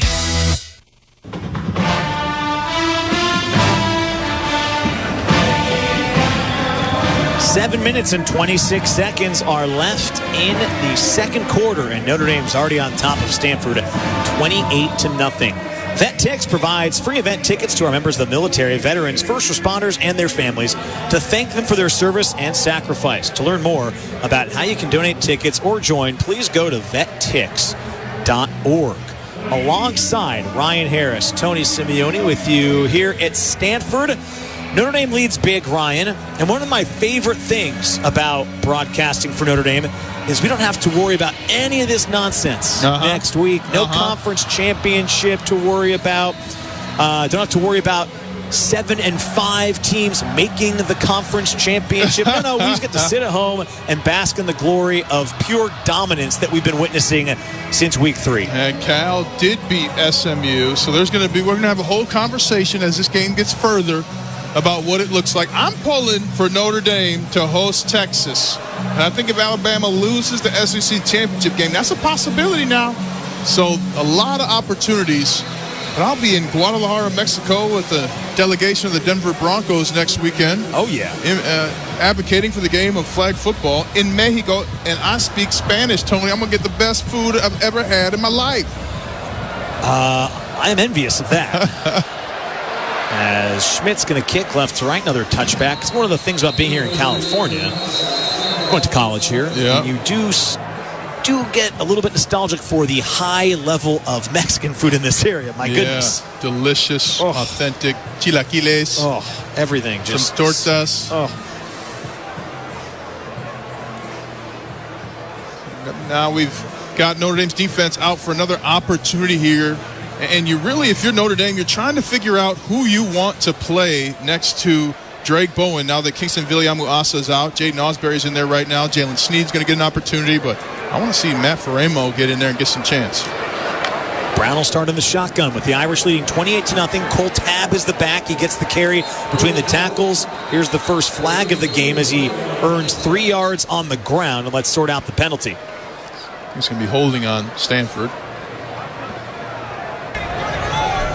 Personal foul, face mask, defense number 47. 15-yard penalty added to the end of the play. Automatic, first down. It's Jason Onya. Yeah, you can see it on the replay there. At least his hand was in that area. Getting a good look at it on the replay. And look, you live with that. You live with your defensive tackles stretching out their arms to try and make a play on a running back who then ducks his head. I mean, smart by the running back, also just part of the game. So it moves the ball up to the 43-yard line for Stanford. They have just 55 total yards to 266 for Notre Dame. Play fake for Brown. He'll drop along the near hash, throw for the far hash. Bad idea. Leonard Moore in coverage. Oh, there flag it comes is. out. Wow. At the end of the play, well after he broke it up, and he, along with the defensive sideline, can't believe the call. Leonard Moore with perfect coverage. I don't know what they saw. And the replay on TV from the last play showing that there may not have been a face mask. Offense number 86. That penalty's declined. Second down. How about my boys? Oh, wow. Okay. You doubted them. Well, everybody, even Leonard Moore, he thought that the penalty was on him. I'm never going to fault the lineman for getting downfield. We're the best athletes on the field. Need to throw us a football. Now, did they decline? They did decline. Interesting. To bring up second down. The marker on the field still says first down. Well, if you're Notre Dame, you want to get the ball back here with just over 5 minutes, have a decisive scoring drive, and make it 35-0 at half. Notre Dame started with the football. 7 minutes to go here in the second quarter. They lead 28-0. Second down and 10. Tabb gets the carry along the near hash mark between the tackles, earns 2 yards up to the 45, and third down and 8 is coming, and 5 new defensive players sprint onto the field for Notre Dame. And this is something, though, in the future, you're going to get a team that's going to go hurry up on third down because they know Notre Dame wants to exchange like that. You want to keep their best pass rushers off the field. So that's going to be something that Notre Dame has to talk to their D linemen about, hey, you might get caught there. If you do, we have a freeze call. We had the Iceman call the year we won the Super Bowl. It said, Iceman, freeze. And that way, the guys coming on just get back off the field. NASCAR units out there on third down and 8. Brown will take the snap, drop and look to throw along the near sideline, targeting Moore again. Wow, they're throwing at the Jim Thorpe candidate a lot. And he forces another incompletion, was one-on-one with Williams, and once again, he wins against Stanford's best target. And what I love is he was facing the sideline, turned over his right shoulder, but brought up his hands the entire time to shut down the throwing window. Just the best corner in the nation. Yeah, 3 receptions this year, and it's because they never throw his way. The few times they do, it's been picked. So another punt forced. Adon Schuler jumped early into the neutral zone. It is 4th and 8. So this would make it 4th and 3 if it's against Notre Dame, and then a decision coming for Stanford. I think if you're Stanford. Offside. Defense number 8, underbated to the backfield. 5-yard penalty. You wouldn't go for it on 4th and 3? If I'm Stanford, you're not giving Notre Dame the football on the 50-yard line. You got nothing to lose. Okay. And they're going to bring the offense back out there. This could be an unforced error for Notre Dame. But you could get off the field and get the ball at midfield. It's right at the 50. They need the 47-yard line as the Irish have to get. Now they're going back to their original defensive unit. So the NASCAR crew goes off. Now you get Elijah Hughes, Jason Onye, the beef in the middle, and it's 4th down and 3. 3 receivers bunched to the far hash. Now they motion the tight end Blackburn to the left side of the formation. On 4th down, Brown takes the snap. Looking over the middle, fires complete for Williams. 1st down, up to the 40-yard line and shoved out of bounds by Jalen Sneed at the 36. It's a 14-yard completion, and an unforced error for Notre Dame extends the Stanford drive. An excellent play call by Stanford. You have 2 slants from your 2 tight ends on the left, but then you're bringing your receiver all the way from the right on a shallow cross, wide open. Perfect play design, hard to defend against. 5:50 remaining in quarter number 2. Notre Dame still leads 28-0, but Stanford's on the move. Brown takes the snap, and they'll keep it on the ground. Tab, running between the tackles, hits a wall, then bounces out to the left to get a few extra yards. Makes his way down to the 33-yard line for a 3-yard carry. Hughes is in there. A couple of other Irish defensive players make the tackle. It'll be 2nd down and 7. Don Schuler getting involved with some extracurricular activities after the play. He's got to calm down a little bit. I'm sure he's frustrated with himself a little bit for that penalty. He has an opportunity to make a play, make it right. Ball's at the Irish 33. It's the Cardinal move right to left. Have just 74 yards of offense on the game. 54 have come through the air. Only 20 rushing yards so far on 9 rushing plays, just 2.2 yards per carry. They'll run it again on 2nd down. Tab trying to get to the outside, has it across the 30, cuts inside between the hash marks, close to the sticks. Appears to be spotted a half-yard shy. They needed the 26-yard line. They're going to spot this the 27, and they're on the ball right away on 3rd and 1. And see, now they want to keep that defensive line out there. Quick snap. They run it straight ahead. 1st down across the 25 down to the 24-yard line. Stanford has another 1st down with 4.5 minutes to go. They're probably thinking, Ryan, can we score here, wind some clock, and get the ball to start the second half? Suddenly make Notre Dame think about this thing, and they can string together 2 scoring drives on each side of the halftime break. And if I'm Notre Dame's defensive coordinator, Chris Ash, I'm saying, okay, they're trying everything formation-wise to get us. I'm going to a zone defense. I'm going to make them make plays, which they've shown they cannot do in the passing game, and force them to just run the ball. 1st down and 10. It's Tab again, running along the far hash mark, just inside the marks. Runs into Jason Onye.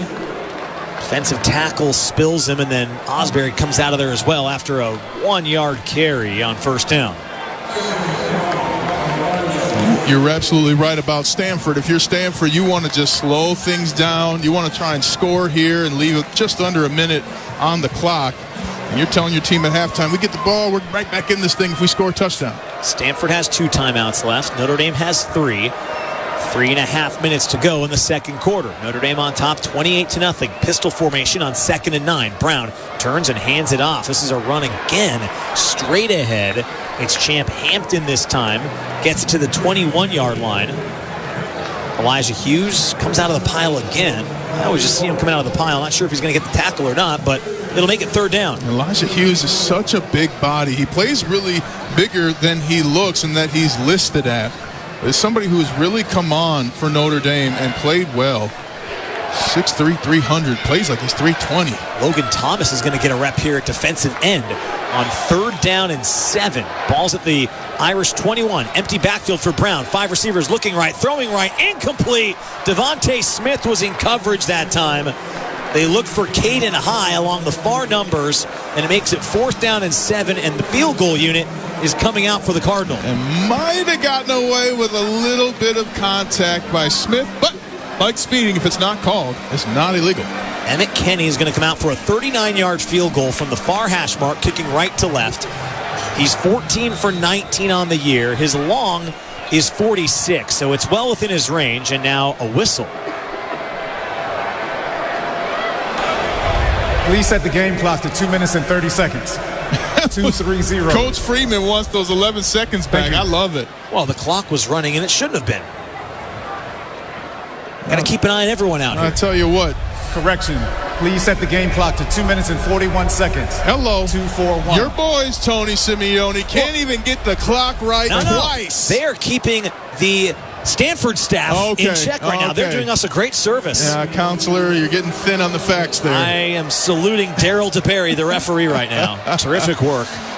Preserving the integrity of the clock. Oh, no, that's egregious. All right, Kennedy out here to try to get Stanford on the scoreboard with a 39-yard field goal. It's a good snap, good hold. Kick has plenty of leg on its way, and the kick is good. With 2:38 to go in the second quarter, Stanford has their first points of the game. And the big point there is about how penalties can create points for your opponent. You had them on fourth down, and in fourth and long, you got the penalty. They converted. That led to the touchdown and extra point. Those are the things you can't do in a playoff run. So the lead now is 28-3 for Notre Dame. Let's pause 10 seconds for station identification. Presented by Invesco QQQ. You're listening to the Notre Dame Radio Network. This is Fighting Irish Football on Classic Hits 107.3 WRS WFM Warsaw, a Kensington digital media station. Tony Simeone, Ryan Harris as the Irish lead 28-3, 2:38 left.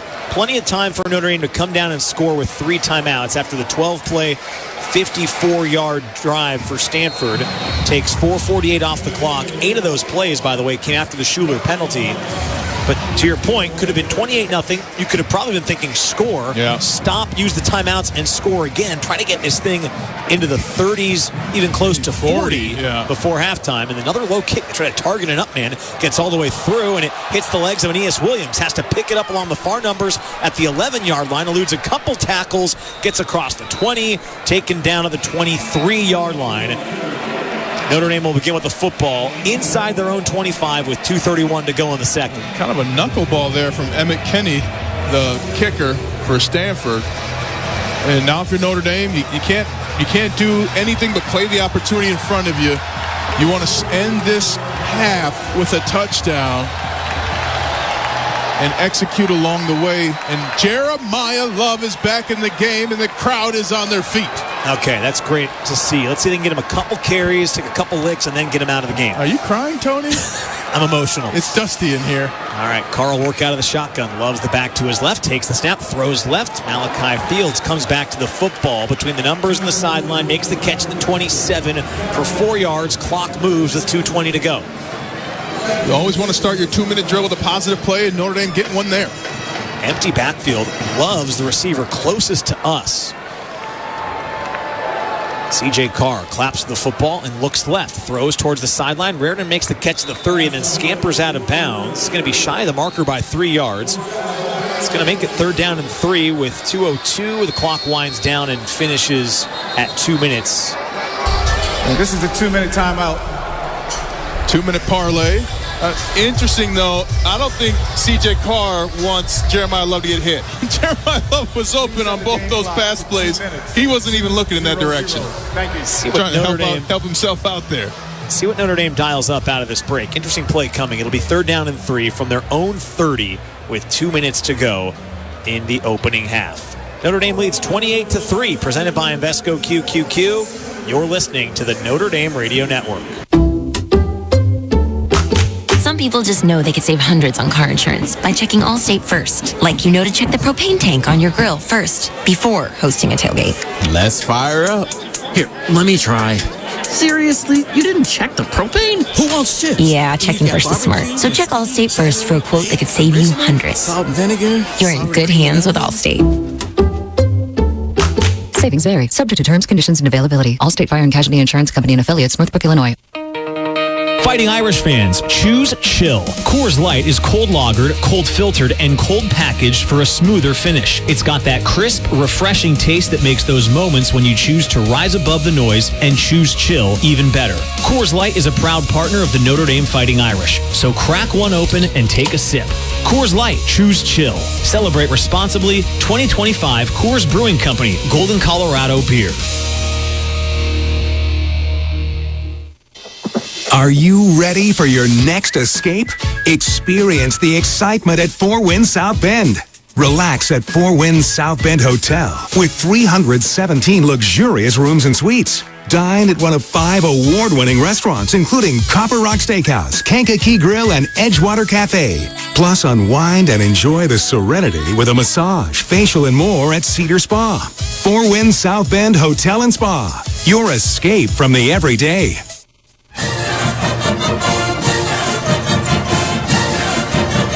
Notre Dame leads 28-3 with 2 minutes left in the opening half. Hey, Fighting Irish fans, you have the power to save lives. That's because just one organ donor can save 8 lives. Go Irish and say yes to organ donation. Learn more at DonateLifeIndiana.org. Alongside the Super Bowl champ, Tony Simeone, and Ryan Harris in the booth. Wow. What a great way to end the season, Ryan, out here in California. Yeah. Notre Dame has scored every time they've had the football today.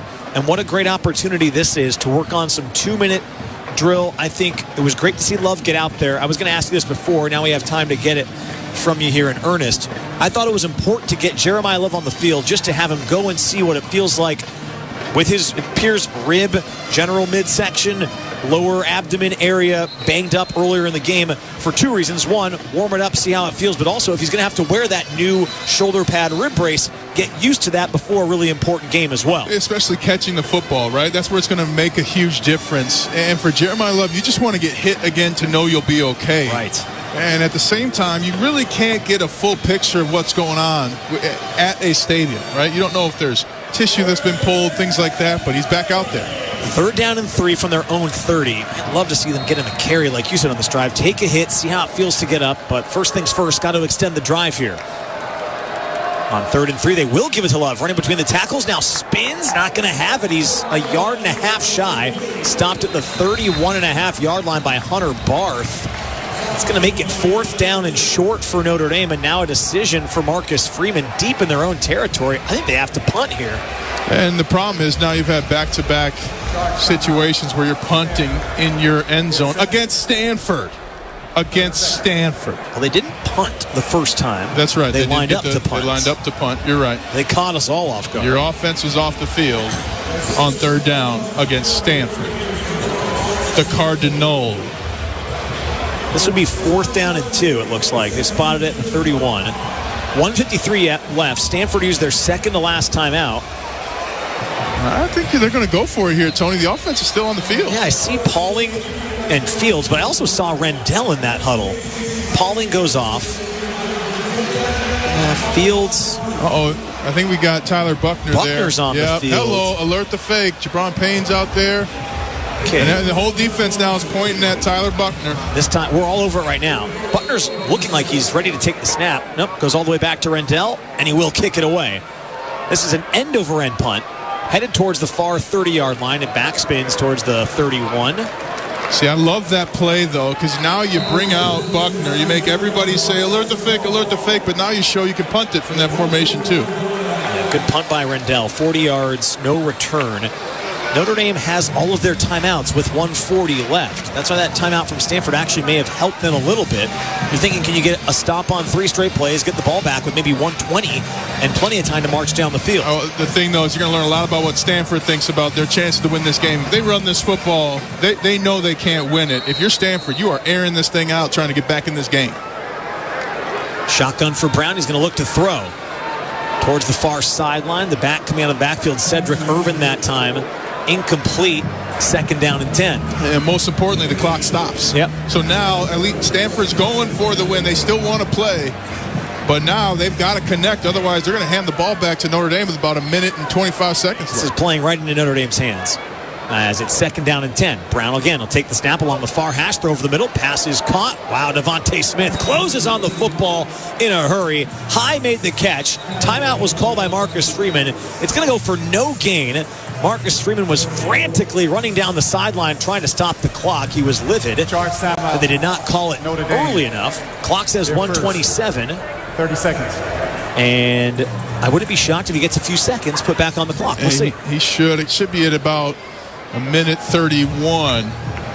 Either way, you're going to have at least one timeout after this play. And if I'm Stanford here, I'm running the ball to force that timeout out of Notre Dame. I think you're right. It's 3rd down and 10. Yeah. How about Devontae Smith, Ryan? The nickel has just gotten better and better as the years gone along. Really, everybody on the defensive side of the ball has, but he's a guy that if he's playing at this level, you feel like you can match up across the board with all your corners no matter what personnel comes out for the opposition. And more importantly, you have depth and players who know how to play in your defense, because there might be an injury in a drive along the way to a championship. You have to have guys in there able to help you win. 3rd down and 10. Stanford moving right to left. They need the 39-yard line. Ball's at their own 29. Brown will take the snap and drop to pass on 3rd down and 10. Throws towards the far side of the field. Leonard Moore's there at the 45, and it's intercepted. Tiptoes the sideline, and Leonard Moore gets the Irish the football back in Stanford territory. What a play by Leonard Moore. His hands are at 7 feet. His left toe is on the ground in bounds as he turns over his right shoulder and catches the ball.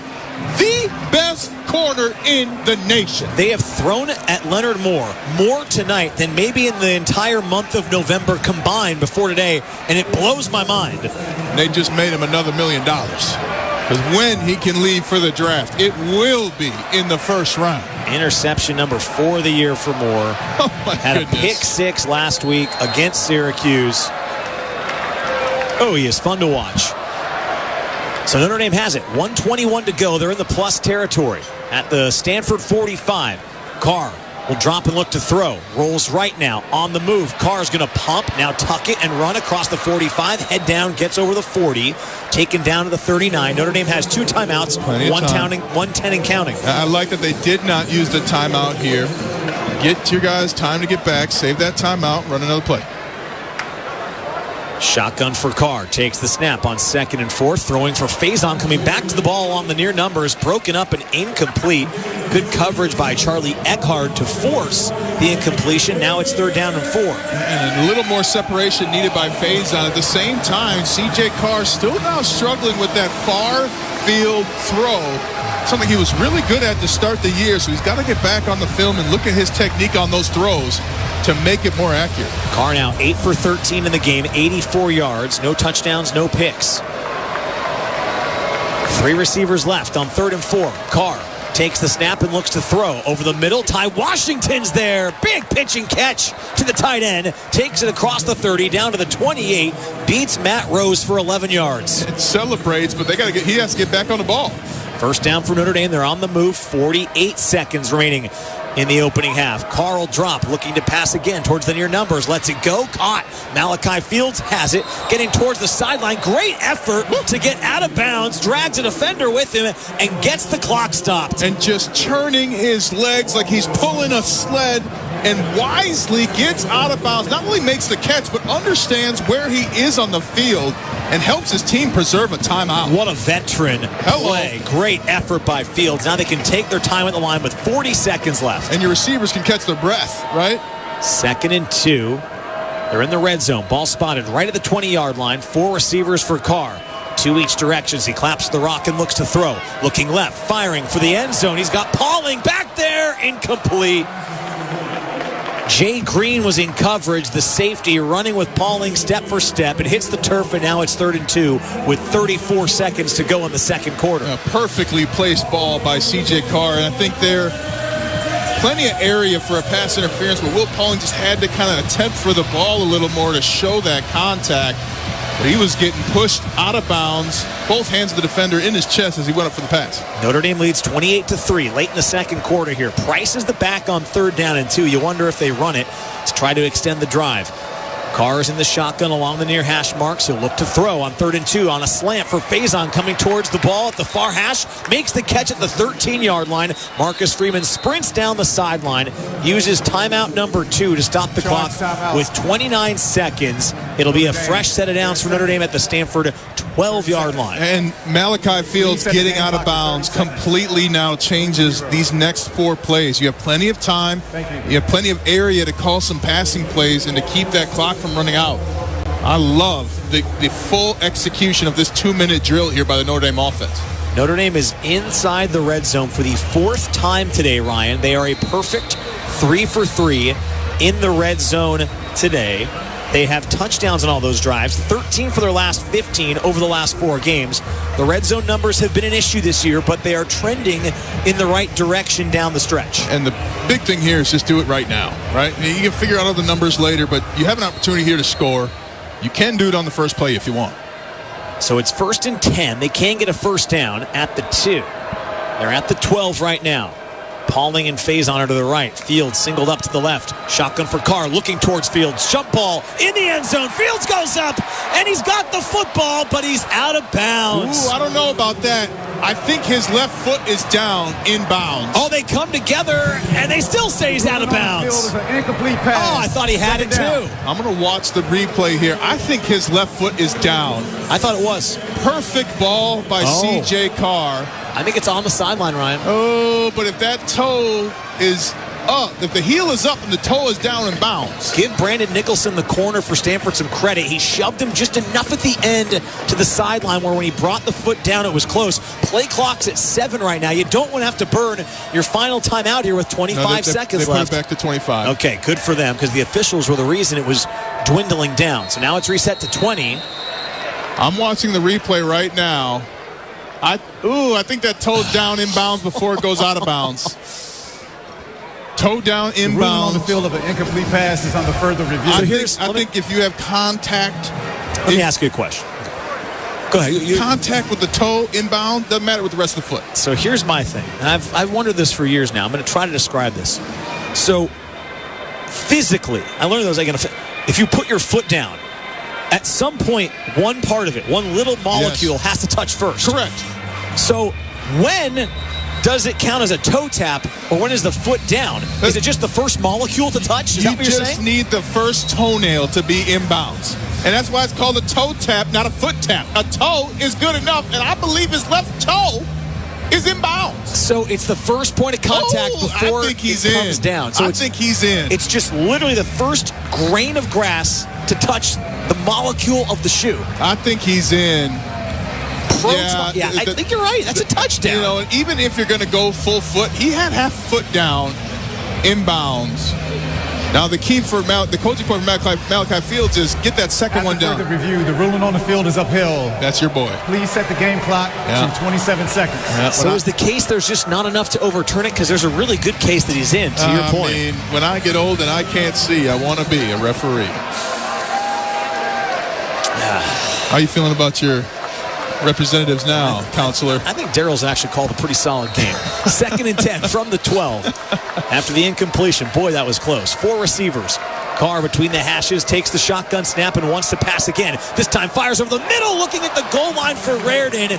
Incomplete. Eli Raridan doesn't have a touchdown all year, and he nearly had that one, but Hunter Barth breaks it up. It'll be 3rd down. I still think that Eli Raridan is going to be the first tight end taken off the board this year. I think he has phenomenal athleticism, huge size. Got to see him after the game last week, talked to him a little bit. I don't know if he's going to be coming back. Tony, that's going to be a sight to see at the combine. He's going to crush it. 3rd and 10. Ball's at the 12. Timeout coming for Frank Reich and Stanford. Yeah, they had charge timeout. Stanford. They were way overloaded on that defense. So somebody was executing the play call wrong. Okay, so that's Stanford's final timeout. Notre Dame still has the 1 timeout remaining. It's 28-3. There's 23 seconds left. I go 5 wide here. Whole playbook's an option here, right? I'm calling in 2 slants to attack the middle in case and I'm sending the inside receiver on both sides to the far corners of the end zone on their respective side. Again, the red zone offense has been perfect tonight. I'll just bring this up while we have a chance. If you don't convert here, let's say it's incomplete, this really is the perfect time for a field goal People try. have been begging for a field goal for 3 weeks, but they just keep scoring touchdowns, Tony. Well, I too want it to be 35-3 at halftime for a variety of reasons. But long term, getting Eric Schmidt to bang one in from 30 yards when there's a crowd yelling on the road, on grass, there's a lot of value in that too. I think the fact that we haven't seen a field goal says everything you need to know. Yeah. They might just be done with field goals for the year. 4 receivers, 3rd down and 10. 2 each way for Carr between the hashes. Price is the back to Carr's left. C.J. Carr makes a check at the line. Play clock's at 8. Carr patiently waiting. Now he takes the snap, looking to pass, scans the field. Carr throws underneath. Price makes the catch at the 7, on his feet at the 5, for the end zone, inside the pylon, touchdown! 12 yards from Carr to Jadarian Price. 2nd touchdown of the game for Price, and Notre Dame extends the lead before halftime. It's now 34-3. Phenomenal route by Jadarian Price. Just an out route once he realizes there's no blitzer, and then he finishes in about a 6-inch window of space to get in the end zone. What a finish by Jadarian Price. Carr had all day. He scanned everybody and then checked it down to Price, who makes the big play. O-line you. Eric Schmidt, extra point. Is good, and the lead's now 35-3 with 17 seconds to go, and that now, Ryan, is a touchdown pass in every single game of the young career of C.J. Carr. How about that? Touchdown pass in every game from C.J. Carr. We have really gotten spoiled with how good he has been this fast as a young QB. And what I like is how he's improved in key situations, key details, his footwork, things like that. He's got some room to grow, which is the exciting thing, right? You're excited that he has room to get better.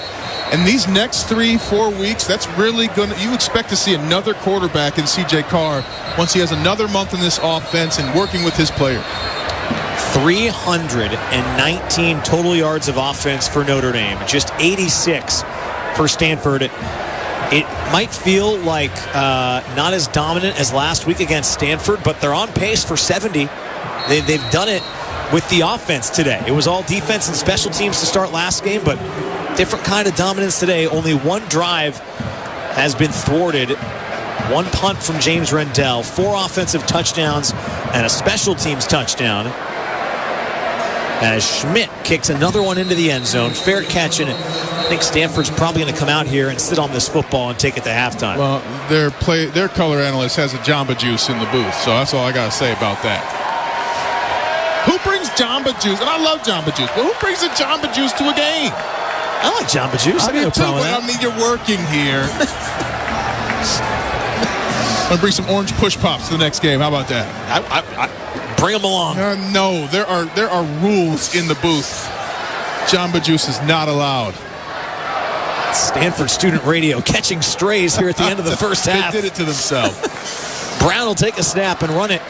They hand it off to Tab, cuts right, gets 4 yards on the play. Stanford's not going to use their final timeout. I beg your pardon, they're out of timeouts. Notre Dame has one timeout.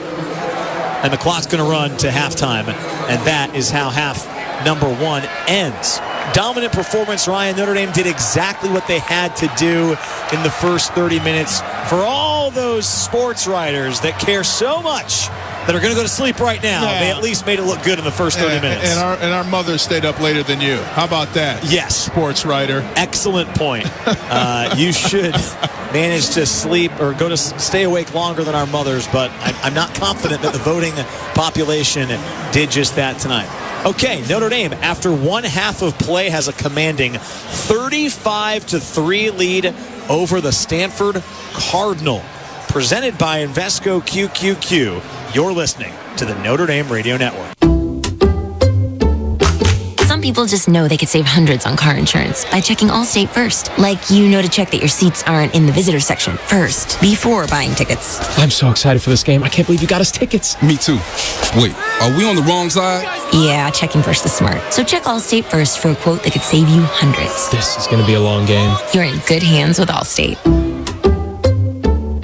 Savings vary. Subject to terms, conditions, and availability. Allstate Fire and Casualty Insurance Company and affiliates, Northbrook, Illinois. He's got the speed. He's got room. He's going to score. No one gets you closer to the game than Sirius XM College Sports Radio. For the win. Got it. Let's go. Tune in for news, talk, and analysis from the offseason through regular season and into the postseason. We've got your team covered anywhere you go. Deep to center field. Oh, it's gone. Get a free trial at SiriusXM.com/collegesportsradio2025. Oh, hey, welcome to gift wrapping. Whoa, Zoe Saldana. Hey, can you wrap these, please? Wow, iPhone 17s. You splurged. At T-Mobile, you can get 4 iPhone 17s on them. The new center stage front camera is amazing for group selfies. It's the perfect gift for everyone. I'm the worst. I only got my mom a robe. Well, it's better than socks. So I have to trade in my old phone, right? No, at T-Mobile, there's no trade-ins needed when you switch. Keep your old phone or give it as a gift. Incredible. In fact, wrap up my old phone, too, for my Aunt Rosa. Forget that. Aunt Liz will be jealous. Sounds like my family. Drama. Oh, I got it. I'll give it to my abuela. I'll take reindeer paper with, hey, where are you going? To T-Mobile. The holidays are better at T-Mobile. Get 4 iPhone 17s on us. No trade-in needed when you switch. Plus 4 lines for just $25 a line. With 24 monthly bill credits and 4 eligible port-ins on essentials for well-qualified customers. Auto pay plus taxes, fees, and $35 device connection charge credits. Ended balance due if you pay off early or cancel. Contact us. Finance agreement 256 gigabytes, $830 required. Visit T-Mobile.com. Welcome to Halftime on the Notre Dame Radio Network. Your complete first half recap is coming up as we send you inside our network studio. Here's Johnny Soper. All right, welcome in. Good to have you aboard with us. It's 12:21 on the East Coast. I'm not tired yet, and neither should you be. The Irish all over the Stanford Cardinal in the first half. The score, Notre Dame 35, Stanford 3 from Stanford Stadium in Palo Alto. Tonight's first half highlights, or I should say this morning's first half highlights, are brought to you by Dick's Sporting Goods, the official sporting goods retailer of Notre Dame Athletics. Irish got the ball to start the game after Stanford won the toss. They went 11 plays, 66 yards in just over 6 minutes. It was Jeremiah Love on the drive with 8 carries, 54 yards, and he scored a touchdown from 2 yards out to break Jerome Bettis's all-time total touchdowns in a single season record. He has 21 now. So the Irish got off to a good start, 7-0 Notre Dame. On their next possession, they went 11 plays as well, 61 yards in a drive that took just under 5.5 minutes to score. Jadarian Price got his first touches of the game on the drive, 5 carries for 24 yards and scored from 1 yard out. So in the blink of an eye, it was 14-0 Notre Dame. Stanford punted on both of their first 2 possessions. The Irish outgained the Cardinal 128-23 in the first quarter. It's now the 8th opponent that the Irish have held scoreless in the first quarter. Coming out of the quarter break, Irish went 3 and out, lined up to punt, and it wound up being a fake. Joshua Burnham, a direct snap, passed it to Luke Talich, who was wide open and went 84 yards for the touchdown to make it 21-0. Stanford turned it over on downs on their next possession, and Aeneas Williams entered the game for the Irish. They went 8 plays, 54 yards in 3 minutes and 21 seconds. Aeneas Williams, 5 carries, 23 yards on the drive, plus a 25-yard reception. He scored the touchdown on the ground from 2 yards out to make it 28-0. Stanford got on the board on their next possession with under 5 minutes to play. In the first half, they lined up to punt on 4th and 8, but Adon Schuler was drawn off sides. They end up going for it and converting on 4th and 3. Drive stalled at the plus 29-yard line, and Emmett Kenny booted a 39-yard field goal through to make it 28-3. And then the Irish, at the end of the first half, after a Leonard Moore interception, went 45 yards in 9 plays in just over a minute, converted 3 third downs on the drive. Jadarian Price on 3rd and 10, a 12-yard touchdown reception, his second touchdown reception of 2025 to make the score Notre Dame 35, Stanford 3. Let's take a listen to our top play from the first half. James Rendell will come on to punt, averaging 44.5 yards per punt this year. He's only punted 22 times compared to 50 times last year in the run. And the Irish fake it. Oh, it's a beautiful fake. It's complete across the 40. Now a man to beat down the far sideline. 40, 30, 20, 10. It's a touchdown. Luke Talich scores on special teams. 84-yard fake punt, and the Irish have scored again. Josh Burnham, the high school quarterback, direct snap to Luke Talich, who ran a 10.8 100-meter dash in high school at Cody High School in Wyoming and took it 86 yards, outran everyone. And that was our top play from the first half. The Irish Index, presented by Invesco QQQ, is a weekly segment that tracks Notre Dame football's most important game stats as a way of measuring overall team performance. The Irish efficiency on possessions in the first half, pretty remarkable, just as it was last week against Syracuse. They possessed the ball 6 times. They scored 5 touchdowns. Invesco is not affiliated with Notre Dame football. Invesco Distributors, Inc. The halftime score, Notre Dame 35, Stanford 3. Stats and other scores from around the country after these messages. You're listening to Fighting Irish Football. Is your kitchen or bath outdated? Are you wanting to upgrade with a more elegant style? Having problems choosing the right tile for your space? If that's the case, it's time to call Seamless Tiling Company, serving the Michiana area with 20 years of certified experience. Custom showers, you bet. Kitchen floors, gotcha. Backsplashes, oh yeah. Your dreams are just one call away. Follow Seamless Tiling Company on Facebook and Instagram, or call 574-315-6515. That's 315-6515 for your free quote today. Seamless Tiling Company. Experience and knowledge lead to success. Metzger Property Services has been delivering successful auctions for decades. Metzger is making it easier than ever to bid online by simply going to bidmetzger.com. See dozens of current and upcoming farm, residential, personal property, farm equipment, gun, and antique auctions, both on-site and online only. Thousands of items are on sale and listed now, so why wait? Remember, it's now bidmetzger.com. That's bid, METZGER.com. Metzger Property Services, expanding your horizon generation after generation. Life changes, then it changes again. At Edward Jones, we believe that when it comes to your financial goals, you can't predict the unexpected, but you can prepare. Challenges such as job loss, change in health, or loss of a loved one can have a big impact on your family's financial security. Hi, I'm Jake Peedy, an Edward Jones financial advisor. Let's work together to help make sure you're ready for life's ups and downs. Call us at 574-522-3242 to get started. Edward Jones, member SIPC. Now back to Fighting Irish Football on 107.3 WRSW. Game, and is proud to support those striving to be the best in theirs. Old Dominion Freight Line, official freight carrier of Notre Dame Athletics, helping the world keep promises.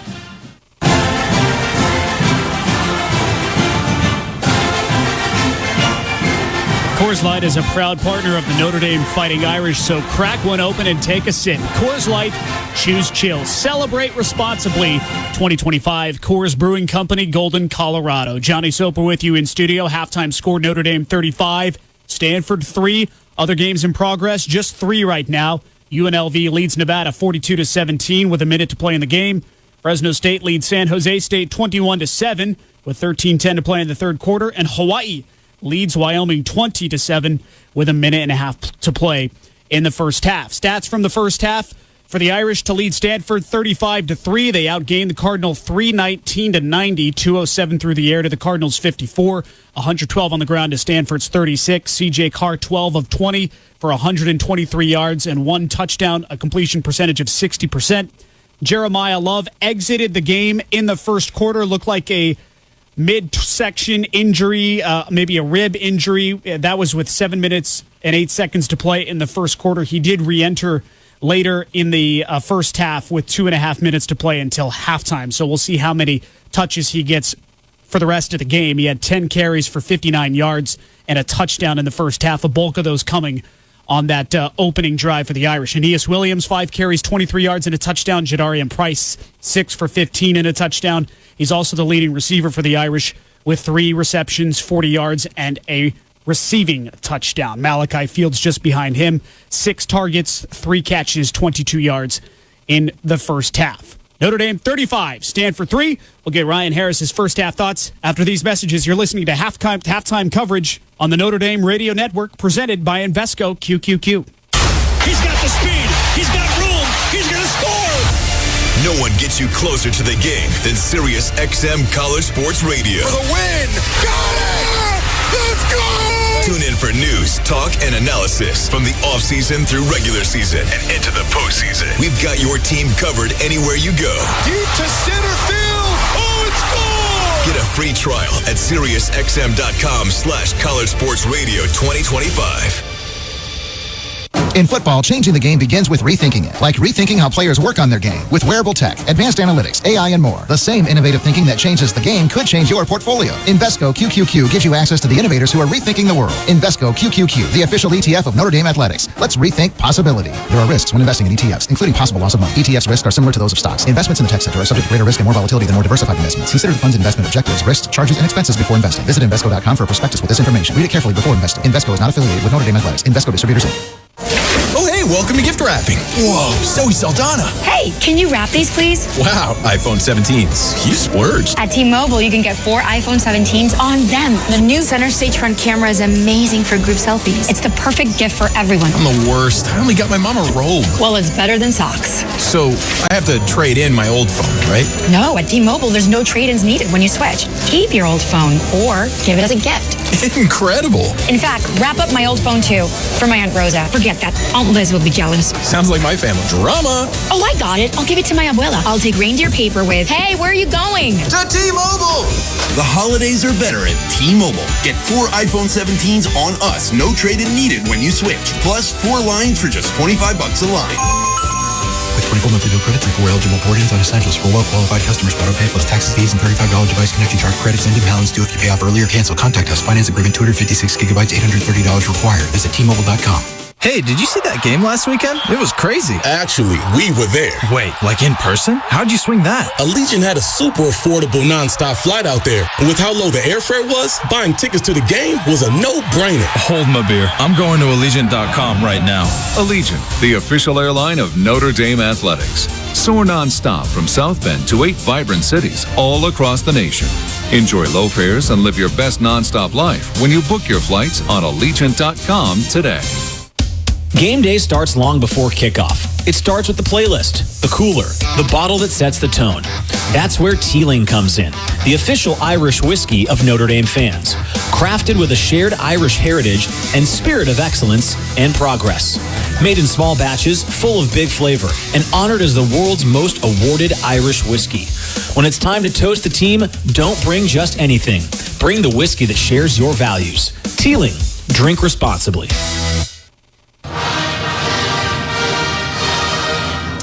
Notre Dame 35, Stanford 3, the halftime score. Johnny Soper with you in studio. Let's go back to the broadcast booth at Stanford Stadium where Ryan Harris is standing by. All systems go in the first half.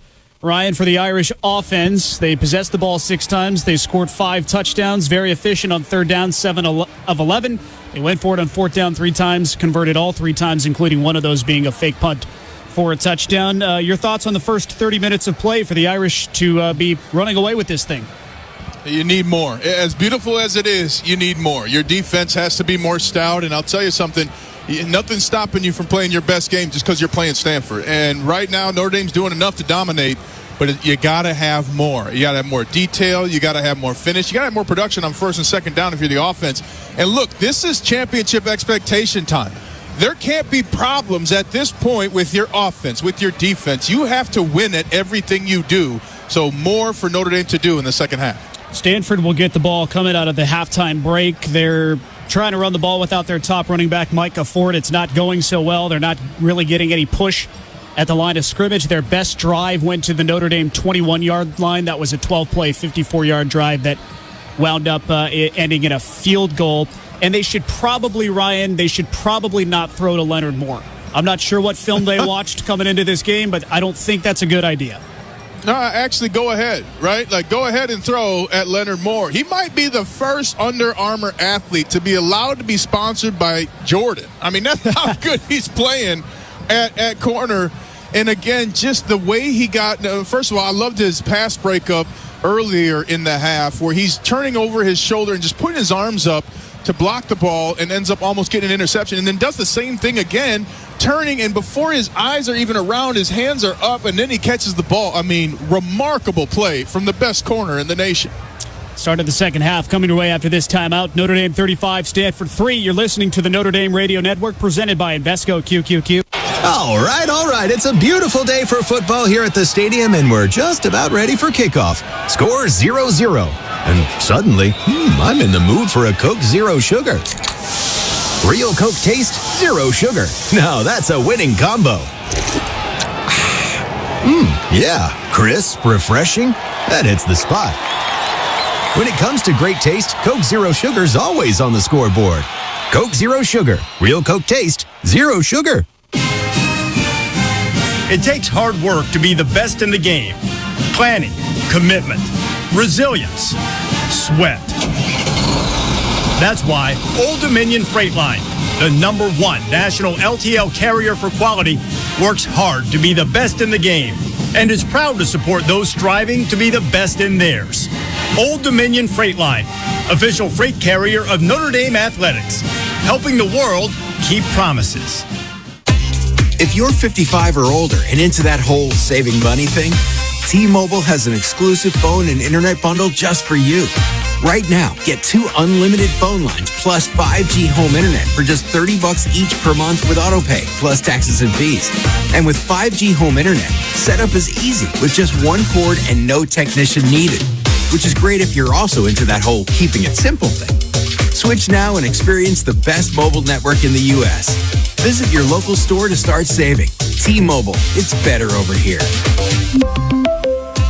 Based on analysis by Ookla of speed test intelligence data Q4 2024 to Q1 2025. Ookla trademarks used under license. Unlimited on our network. Customers on voice plan may notice speeds lower than other customers and further reduction if using more than 50 gigs a month due to data prioritization. Video streams and SD on this plan. Home internet pricing after $20 a monthly bill credit plus $5 per line without autopay. Debit or bank account required. See 5G device coverage and access details at T-Mobile.com.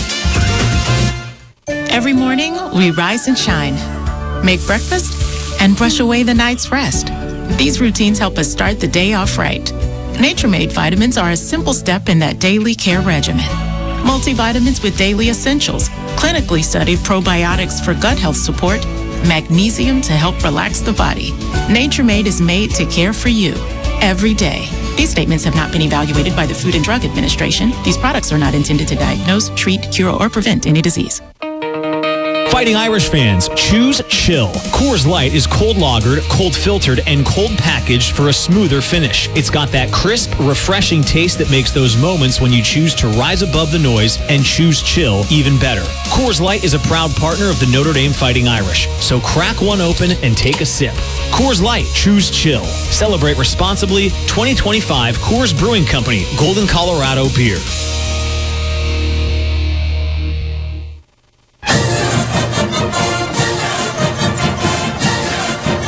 Are you ready for your next escape? Experience the excitement at Four Winds South Bend Hotel and Spa. Dine at one of 6 award-winning restaurants or unwind at the Tranquil Cedar Spa. Four Winds South Bend Hotel and Spa, your entertainment escape. Irish lead Stanford 35-3. It's time for the start of the second half. Let's go back out to the broadcast booth. Here's the fellas for the second half call, along with Ryan Harris. Here's Tony Simeone.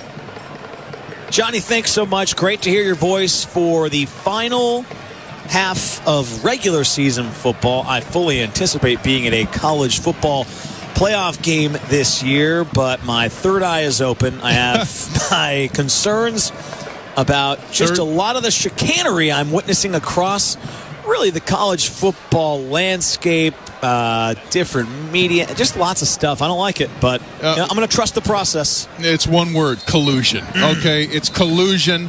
And everybody in Notre Dame, third-party tortious interference. You cannot interfere with the contract between the NCAA and Notre Dame that they're going to go to the college football playoffs this year. This is a contract not only in writing, but also a social contract.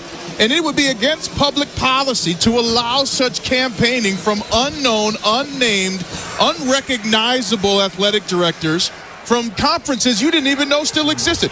Tell me that 9 out of 10 football fans knew the Big 12 was still a conference. They did not.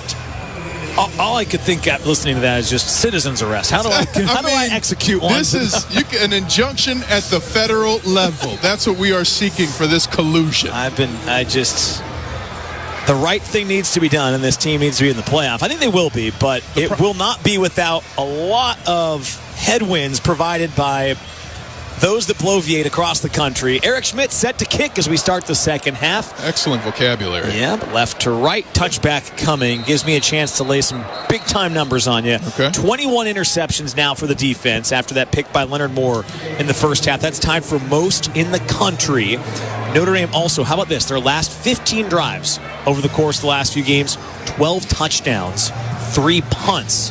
And now that number that I mentioned, C.J. Carr, a touchdown pass in every game, all 12. The only other guy to do that in all 12, Brady Quinn. No, phenomenal stats, and none of those stats matter. You want one stat, and it's a letter on January 19th in Miami, Florida in 2026. Elijah Brown under center, drops, rolls right, going to air it out on the first play of the second half. Jump ball, Christian Gray knocks it down just across midfield at the 45. They were targeting Miles Libman, and Christian Gray swats it away. Excellent play by Jalen Sneed, putting pressure on the quarterback, but then not knocking Brown down. Kept him up, put his arms away, almost as if he was bodying him up on defense in basketball.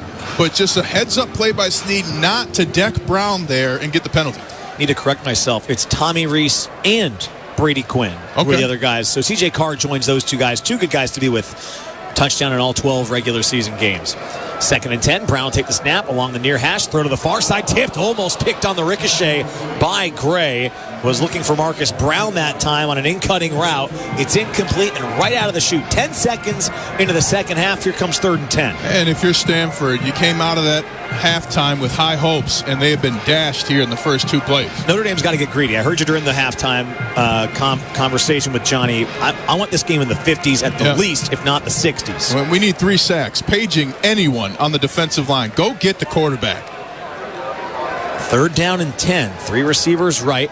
1 left. No tackles for loss yet today for Notre Dame. On 3rd and 10, Brown tries to get it out quickly. Slant on the far side of the field. Broken up, and it's Devontae Smith in coverage again, Ryan, forcing the incompletion. That's 3 or 4 times they've tried Smith, and they've had no chance against him. And there, Boubacar Traore with a vicious spin move on the right tackle, forcing Brown to get the ball out quickly. One hand washes the other on this defense. 6 for 20. That's what Notre Dame has held Elijah Brown to. He's completing 62% of his passes on the year, and it's just 30% tonight as a 3-and-out results in a punt. It's a good one. Headed towards the far numbers. Takes a favorable bounce. Faison can't play it here as it rolls to the 23-yard line. Touched up by the Cardinal. And with 14:34 left, not even 30 seconds into the second half, Notre Dame's going to get the ball back. If you're Notre Dame now, you just want to have a dominant scoring drive. You don't need the explosive plays now. You need to get to those later. But you want some highlight reel plays that they're going to play when people wake up in the morning and actually look to see what happened in this game. Jeremiah Love's coming on the field here. I didn't see the conversation, but the interview with Marcus Freeman going into the locker room was all about how they're going to handle Love. What's best for the team is what he's prioritizing. I think if you can, you get Jeremiah Love a big run, and you get him out of the game. He had 8 carries for 54 yards and a touchdown on the opening drive. Banged up on the second. Has only had 1 carry since. They're in the pistol going left to right. Opening play of the second half. They'll play fake to Love. Carr steps up under pressure. Heaving it deep downfield. Faison in double coverage. Going up. Tipped. He caught it at the 22-yard line of Stanford. Oh, what a throw from Carr to Faison. 55-yard completion. Unbelievable throw by C.J. Carr. He gets pressure in the backfield, and instead of turning over his shoulder and getting deeper, steps up in the pocket, finds the sweet spot, launches the football, and then a belly button catch by Jordan Faison falling down. Let's go. That might be one of the longest thrown passes I've seen now in 2 years doing this, Ryan. That was unbelievable. Might have got away with a hold, but wasn't called. Who cares? 1st down and 10 from the 23 of Stanford. Pistol set. Love gets it. Running right. Trying to get to the edge. Here he goes across the 20 at the 15. Wisely runs out of bounds. Avoids a hit. And it'll be 2nd down after a run of 9. Excellent blocking by Emil Wagner, the right tackle. Eli Raritan in there as well. Keep running the ball. You can't get stopped. You call wide zone all year. Great time. Run it wide with Love. Let him get out of bounds. Wide. And what it does is it shows the defense. It shows where you have your cutback lanes quicker, and it allows your running back to build up speed. 2nd down and 1. Entire playbook's open. Irish in the red zone. Love gets it. Running right. Cuts inside. Absorbs a hit. Has the first down. He's up to the 12-yard line. Aaron Morris makes the tackle. And a flag is on the field. 2 penalties in this game, both against Notre Dame. Although, didn't they call one against Stanford? Did they decline it? Yeah, they declined it. Yeah. Defense number 94. Penalty enforced half the distance to the goal. Automatic. First down. You're getting some serious points here tonight, Tony. Well, it's defensive holding. Did they take Love's carry then off the board by accepting it? Well, and you actually don't want that carry on Love's record because it's not 40 yards or more. Unfortunately, that first down run brings down his average. He needed one. I know he needed 132 coming into the game to get the all-time rushing record. That's a pretty big title.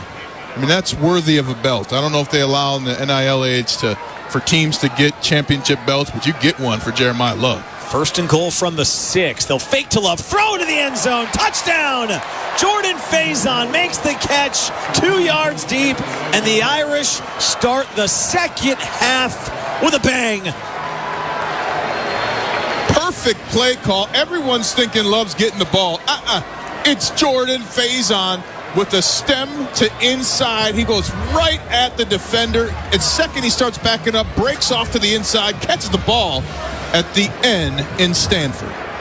Beautiful design. And how about that drive? Just 4 plays, 77 yards, 1 minute, 51 seconds. Love gets a couple touches. Carr with the big ball, the Faison, then the touchdown.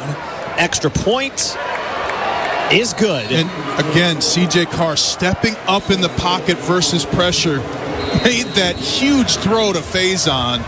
Just a phenomenal series for the Irish. You look up now. C.J. Carr, 14 for 22, 183, and 2 touchdowns. And the Irish are laying it on the Cardinal. 42-3 with 12:43 to go in the 3rd quarter. Presented by Invesco QQQ. You're listening to the Notre Dame Radio Network. Think Verizon's best 5G network is expensive? Think again. This season, bring in your AT&T or T-Mobile bill to a Verizon store for a better deal.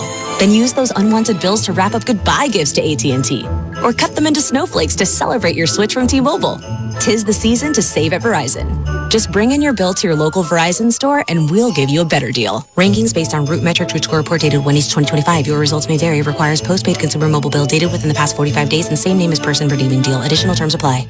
Get paid sooner with Credit Union One, the official banking partner of Notre Dame Athletics. Simply open a CU1 free checking account, set up direct deposit, and get ready for an early payday. Plus, you'll be able to show your Irish pride every time you pay with one of 3 Notre Dame debit card designs. It's your money. Get access to it sooner. View full disclosure and open an account online today at cu1.com/free checking. Federally insured by NCUA. Go Irish. Here's a tale of Becky. Didn't know what to do with new meds prescribed and no real cost clue. She squinted at prices, that can't be right. Then tapped GoodRx and saw the light. She can get a deal. Book telehealth if she feels. Learn about those meds without any stress. That one little app does all the rest. Even my horse downloaded it. Dang, save time and money on prescriptions. Check GoodRx. GoodRx is not insurance.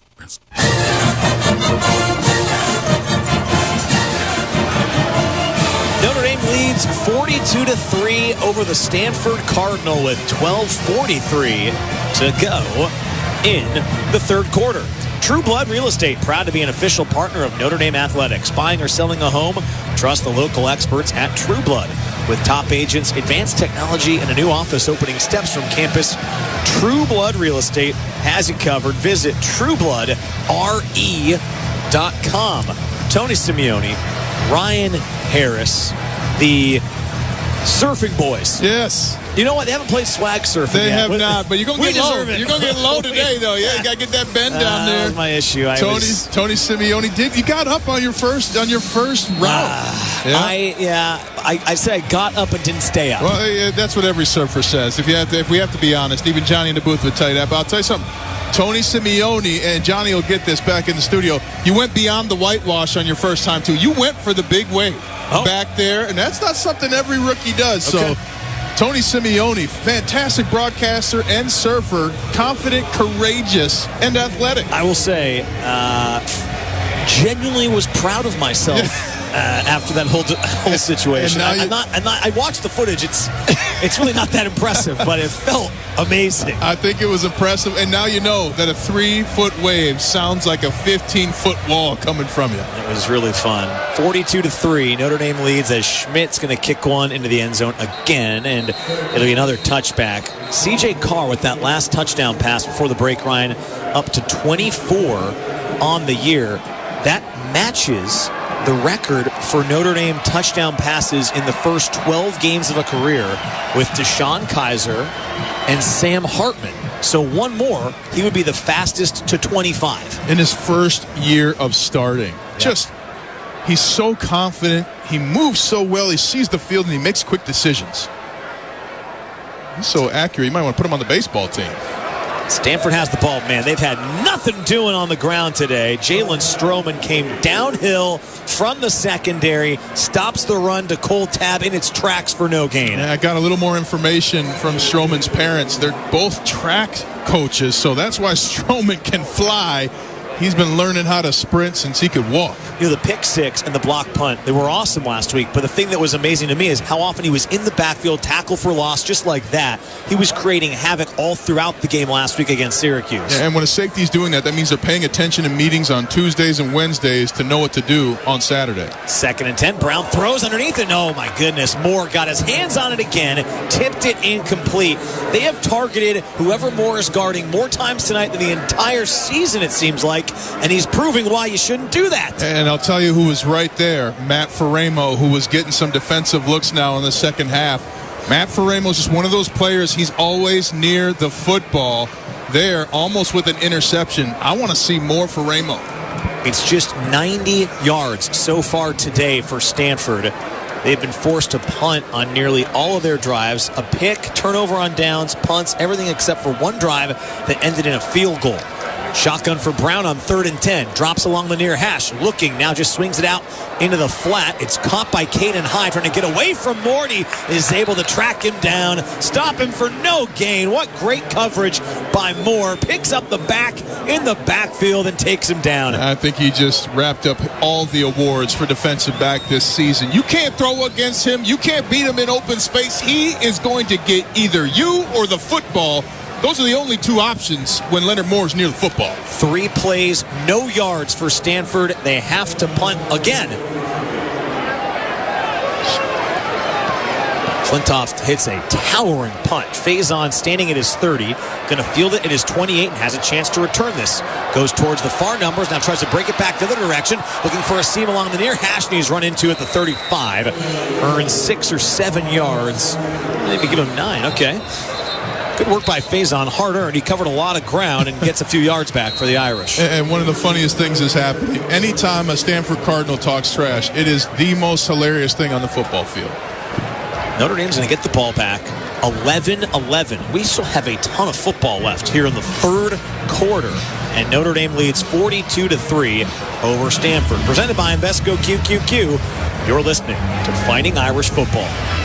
Our area lakes might be cold and ice could be forming, but now is the time to dream ahead to next year for a great time on the water with help from Splendor Boats. If this past summer you thought about taking your family's summer to the next level, make plans now to see the experts at Splendor. You can buy your pontoon, custom-built catamaran, or boat accessories at Warsaw's only marina on East Winona Avenue, or visit the original Splendor Boats location on State Road 15 in Silver Lake, and online at SplendorBoatsWarsaw.com. Splendor Boats thanks you for a great great year and looks forward to serving you even better in the years ahead.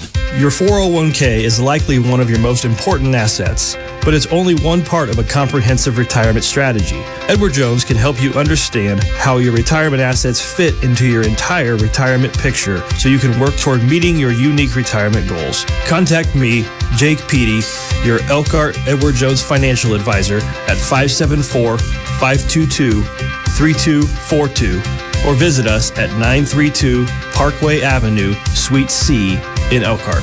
Edward Jones, member SIPC. Notre Dame football is back on 107.3 WRSW. And choose chill even better. Coors Light is a proud partner of the Notre Dame Fighting Irish, so crack one open and take a sip. Coors Light, choose chill. Celebrate responsibly. 2025 Coors Brewing Company, Golden, Colorado beer.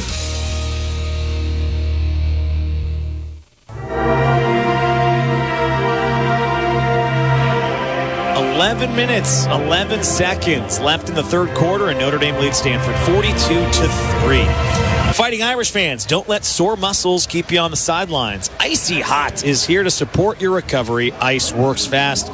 Heat makes it last. You're so back. Icy Hot, the official topical pain relief partner of Notre Dame Athletics. Go ahead. Also the unofficial sponsor of the Surf Boys, yep. Tony and Ryan, because as soon as we got out of the water, did you bring the Icy Hot? No, I thought you bring it. Did you bring it? We both need the Icy Hot. Maybe on the hips today, too, getting low that in the neck. I didn't realize how much you're suspending your neck. You're tilting up. What I really need is Icy Hot and a yoga class. There we go. To kind of loosen everything up. And Icy Hot's the key there, the fulcrum to your success. Okay, Notre Dame is going to come on the field. Love is back out there. The ball is at the 36. So they're 64 yards away from the end zone. He needs 63 yards to break the all-time single-season rushing record. What a time to just give the ball to Jeremiah Love and let him go the distance. And sit him down until the playoffs. I mean, if he could run one in right now, it would be the most perfect way to finish off this regular season for Jeremiah Love.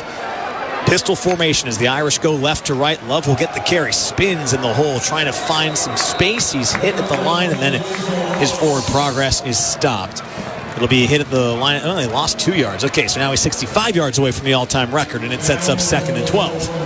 And the biggest thing for me is Jeremiah Love doesn't have that same spark that he usually has. I understand he's playing hurt, which also, if he's playing with a different kind of tenacity, now he's injured, and you got to get him off the field. That was the fear in the playoffs last year. He never looked the same after the injury. I think he's trying to get out there to see how he can do it, and at the same time, he has to protect himself for the postseason. 2nd and 12. Carr out of the shotgun, drops, throws near sideline. Ty Washington goes up at midfield, caught it going into the sideline, but they said he's out of bounds. I don't know. I thought he maybe tapped the foot. I thought we might get another toe tapping shorty here, but quite the athletic grab from Washington, not known for his catching ability, although he's got the only touchdown in the tight end room, but he's just got a knack for getting open. I think his foot's down here. It's close. Really encouraging signs to see him getting open and being near the football. And you're right, they're going to take a peek. I think he got it. Well, I think he tapped. It's just a matter of did he tap in or out of bounds. It's really close. Marcus Freeman is shaking his head at the referee. The ruling on the field of an incomplete pass is under further review. The problem is it was right in front of the referee. He should know. I'm going to watch the replay and describe it to you here. Okay, they're going to take a look real quick, Ryan. So while they do, let's pause 10 seconds for station identification presented by Invesco QQQ. This is the Notre Dame Radio Network. Yeah. This is Fighting Irish Football on Classic Hits 107.3 WRSW FM Warsaw, a Kensington digital media station. 42-3, 10:26 to go. It's 3rd and 12 unless they determine Ty Washington's in. And on the board here, Ryan, that looks pretty close. I think he's in. The only thing you're kind of upset about, and they do this in the NFL unless you're one of the top receivers, you wear white shoes so that if it's close, they can't really tell. Now, when you're A.J. Brown, you put pink ones on, make all the catches. The ruling on the field is upheld. 3rd down. That's twice your boys have gotten it wrong. Well, Tony. it's twice with a foot out of bounds. They just haven't, quite frankly, had the camera angles either. You can't blame the production crew for the lack of vision of the referees. 3rd and 12. For Carr, makes him 14 for 23. 2 of those incompletions are guys that could have almost tapped their foot in for a few extra yards. You got Micah Gilbert out there. 4 receivers on 3rd down. Carr drops, pressure in his face, has to roll right, drops it off to Love, makes the catch at the 30, breaks a tackle along the near sideline, tiptoeing the sideline, stepped out of bounds. Could have had the first down, but they rule him out at the 41. And now this is disappointing. Notre Dame offensively has not had a drive worth talking about outside of that last one before the half. In the last 3 drives, they have just not been as productive as you need them to be against Stanford. A punt team's going to come out. Now, what's this? Well, they want to make you think now, Tony. Yeah, 3 receivers all the way left. I'd love a second fake. Burnham's back in there. He already threw a touchdown today on their first fake. I see Talichin. Will Pauling's in motion. It's a clean snap to Rendell, who will kick. High, spiraling boot. And that's going to be fielded and fair caught at the 13-yard line. 42-yard punt for James Rendell. Will flip the field. He's done a great job punting this year as he pins the Cardinal inside the 15. Now, if you're Notre Dame's defense, time to get your hands on the football and score. Make this a nice little 50 burger, double patties. Be nice to get to 50 again. I mean, Notre Dame last week got to 70. It was 37 against Pittsburgh, 49 against Navy, a couple of 56s earlier in the year. Stanford moving right to left here in quarter 3. It's 42-3. Notre Dame, 9:43 to go in the 3rd quarter. It's a running play on 1st down. Wow, Leonard Moore comes from corner and drills the tailback, Marcus Brown. Stops him for a pickup of it's no gain. What great tackling from Leonard Moore at corner. And Leonard Moore, they're just filling in perfectly. Really a touchdown-saving tackle. He doesn't make it. That ball is going to the house. It's a 2-yard pickup for the back, Cedric Irvin. And it makes it 2nd down and 8. Out of the shotgun, Brown will drop along the near hash, fire one for the far numbers. One-on-one coverage, incomplete again. It's Devontae Smith running stride for stride with Caden High. They've been matched up a lot tonight, and Smith has won, I think, every battle. And Elijah Brown just not accurate downfield. I mean, he has not been close, and there again, missing 5 yards long on a receiver that had a step on the defender. Brown on the game, 7 for 23, just 54 yards passing. No touchdowns and a pick. This Notre Dame secondary has really given him fits. And now it's 3rd down and 8 for the Cardinal. They're backed up at their own 15-yard line. Irvin's the back to his left. 3 receivers right, 1 left. As he takes the snap and looks to throw. Looking right, throws on a slant. Pass is caught at the 20. It's going to be shy of the 1st down at the 22-yard line. Marcus Brown makes the catch. But it's going to be 4th down and 1 at the 22. And Stanford's going to try to get on the ball quickly here. And if I'm Notre Dame, I'm letting this play out. I am not taking a timeout. I'm making my guys figure it out, Phil Jackson style. Stanford going to snap this football. Wow, they do take the snap on 4th down. Looking to swing it out quickly. It's caught by Brown on the flat. At the 20, takes it over the 25, and gets out of bounds for a 1st down. Stroman, though, then comes and lays a hit pretty late after the play. I'm surprised a flag didn't come out of the end. Oh, tightrope walk there on the outside. And what's strange is that Stanford in key situations has phenomenal formation calls and play calls, but they just can't get it done 1st through 3rd down. Yeah, you're right. Been a couple of 4th downs they've looked really impressive on tonight. They're 2 for 3. That extends this drive and gets them up to their own 34-yard line with 8:10 and counting to go in the 3rd quarter. Notre Dame leads 42-3. Brown in the shotgun along the far hash marks, takes the snap and play fakes, looking to throw, pressure coming. Now he steps up and he's going down. Madden Faremo will get the sack. The freshman comes through and brings him down for a loss at the 28-yard line. And Faremo down in there, kind of playing that linebacker position, but fires through the line. Offense number 74. That penalties decline. 2nd down. And the hold going against Onye, but Matt Faremo, to me, you have to have him on the field. He can play defensive end, linebacker, Heck, you could probably play some safety. You got to have him in the game. He's always around the football. With no Kingston Viliamu-Asa, you know you're going to see more of him. I think one of the big benefits for him, too, is he joined the team last year before the CFP run. He was with them for all those postseason games, so he got a lot of experience last spring. As it's 2nd and 16, Brown drops, throws over the middle, passes caught by the tight end Sam Roush at the 40-yard line, takes it up to the 41. Faremo in on the hit again, but it comes after a 13-yard completion, and it makes it 3rd down and 3. Faremo's always by the football. I mean, 6'2 linebackers are rare. I mean, rare to have. And Notre Dame has at least 4 of them. I mean, it's unbelievable. Snead, Osbury, Bowen, Viliamu-Asa, Matt, and Faremo, all 6'2 or 6'3. That's a monster linebacking core. They have been so good this year in particular. But I love that Matt Faremo's getting more snaps right now. 3rd down and 3. Brown drops, throws out of the backfield, passes caught. There's Osbury coming up to make the hit. Short of the gain. It's going to be 2 yards for Cole Tabb. They needed 3. 4th down and 1. Now if you're Notre Dame, I'm dropping a defensive lineman here. You're going to get a quick slant or a throw to the flat so you can press down with your coverage and really let guys try and take some risks. Oh, they have all kinds of personnel issues on the sideline here. Notre Dame was trying to get some guys on, couldn't. 4th down and 1 from their own 43. They need the 44. Brown's in the shotgun. A man goes in motion, takes the snap, hands it off to Hampton. Running right, he puts his head down, lunges ahead of the tackle attempt by Devontae Smith and gets all the way up to the 46. It's 3 yards when they need 1 to extend the drive.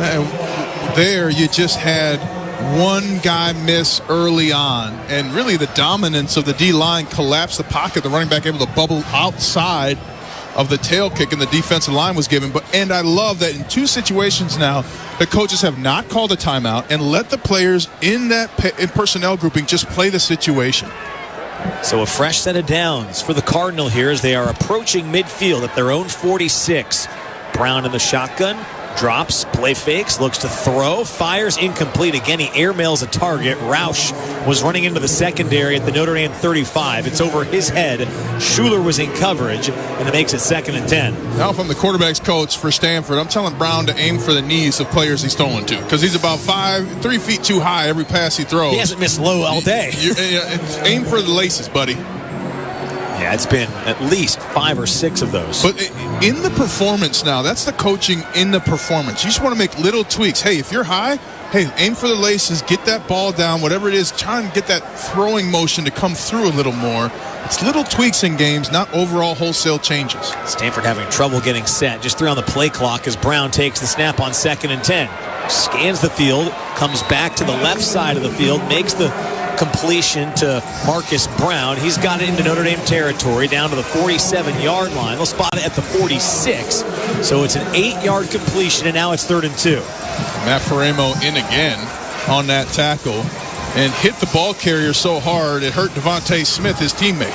You had the physical kinetic energy to go through an offensive player and hit your teammate. 3rd down and 2. Brown stands in the shotgun along the near hash, takes the snap and play fakes, wants to throw, has time, fires towards the near numbers, pass is caught. At the 32-yard line and out of bounds goes Benji Blackburn. The tight end brings it in for 14 yards. And it's a Stanford 1st down as the drive continues. I don't think he had possession of the football as he was going out of bounds. Leonard Moore agrees with you. And I think they're going to review this. Hard to tell watching the replay. He might have been juggling it, but then secured it as he went out. Couldn't tell on the first look on the telecast. Well, and you can tell that Stanford's getting on the ball real quick. They don't want that thing to get reviewed. 4.5 minutes to go in the 3rd. Cardinals still driving. They'll keep it on the ground. It's another run left this time between the numbers and the hash marks. Good run after contact. Cedric Irvin will drag some defenders down to the 27-yard line for a 5-yard gain. Wow. A weak side single back run that goes for positive yards. Who would have thought, Tony Simeone? Who would have thought? That's your favorite play? I mean, it gets yards. No. Here comes the 13th play of this drive. 4 minutes to go in the 3rd. Stanford started this drive at their own 13. They're approaching the Notre Dame red zone. Brown is under center this time on 2nd down and 5. Turns, hands it off. It's a run. Great play by Luke Talich. Gets into the backfield and drops it for a loss. Champ Hampton tripped up, goes backwards to 29. It's a loss of 2, and 3rd down's coming for Stanford. And Luke Talich just with a falcon tackle right there, spreading his arms out. And because he had such great position inside, the running back tried to jump outside, and then he just swiped his legs and got him down. What a tackle by Talich. Safeties have been in the backfield all night for Notre Dame. Now get off the field. 3rd and 7 from the Irish 29. Brown's back under center again. Single back behind him. Turns, fakes the handoff. It's a pitch to Caden High. Running right, trying to get to the outside numbers. Oh, he's drilled at the 26. Bryce Young came down to lay the lumber. Bryce Young just ripping the soul out of Caden High on that tackle. Whoa.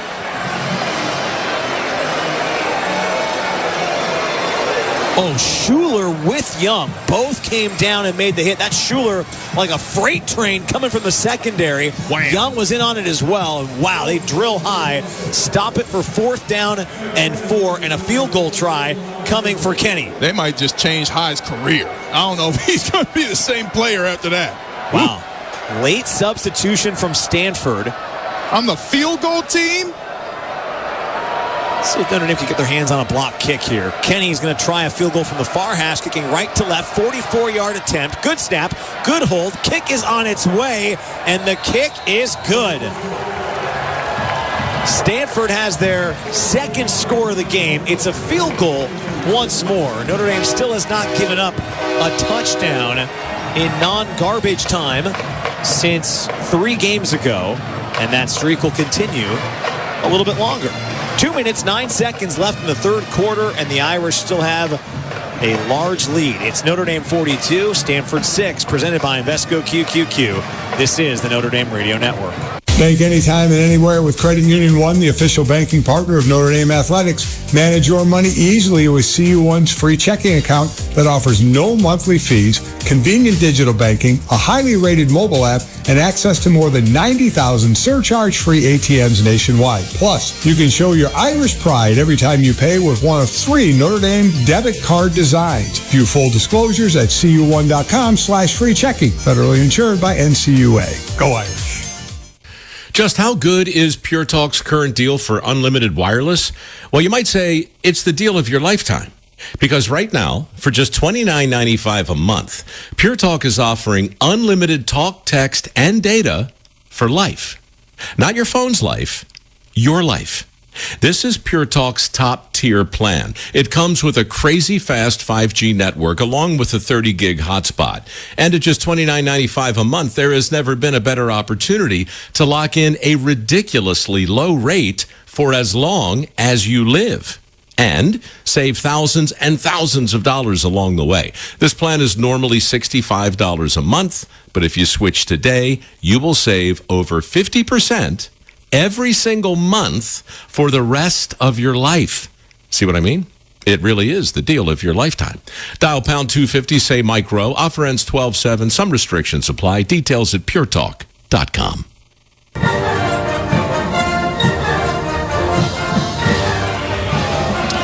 Notre Dame leads Stanford 42-6 with 2 minutes and 9 seconds remaining in the 3rd quarter. 2025 will mark a monumental milestone in our nation's history as we celebrate the 250th birthday of the United States Marine Corps.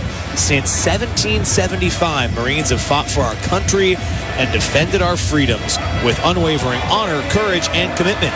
Please join the Marine Corps Heritage Foundation in honoring the United States Marine Corps and celebrating their extraordinary contributions to our nation's past, present, and future.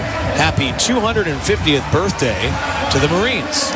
Thank you to all the Marines, all the servicemen and women serving all across our nation, especially those overseas on the holidays. I always think about those members stationed away from their families. Oh, yeah. And just the ultimate sacrifice and willingness that teaches us all a lesson to be grateful every day here in America. Yeah, it's been tough enough to be away from the family over this Thanksgiving as just a civilian broadcasting football games and basketball games in Vegas. It puts it all in perspective when you think about that.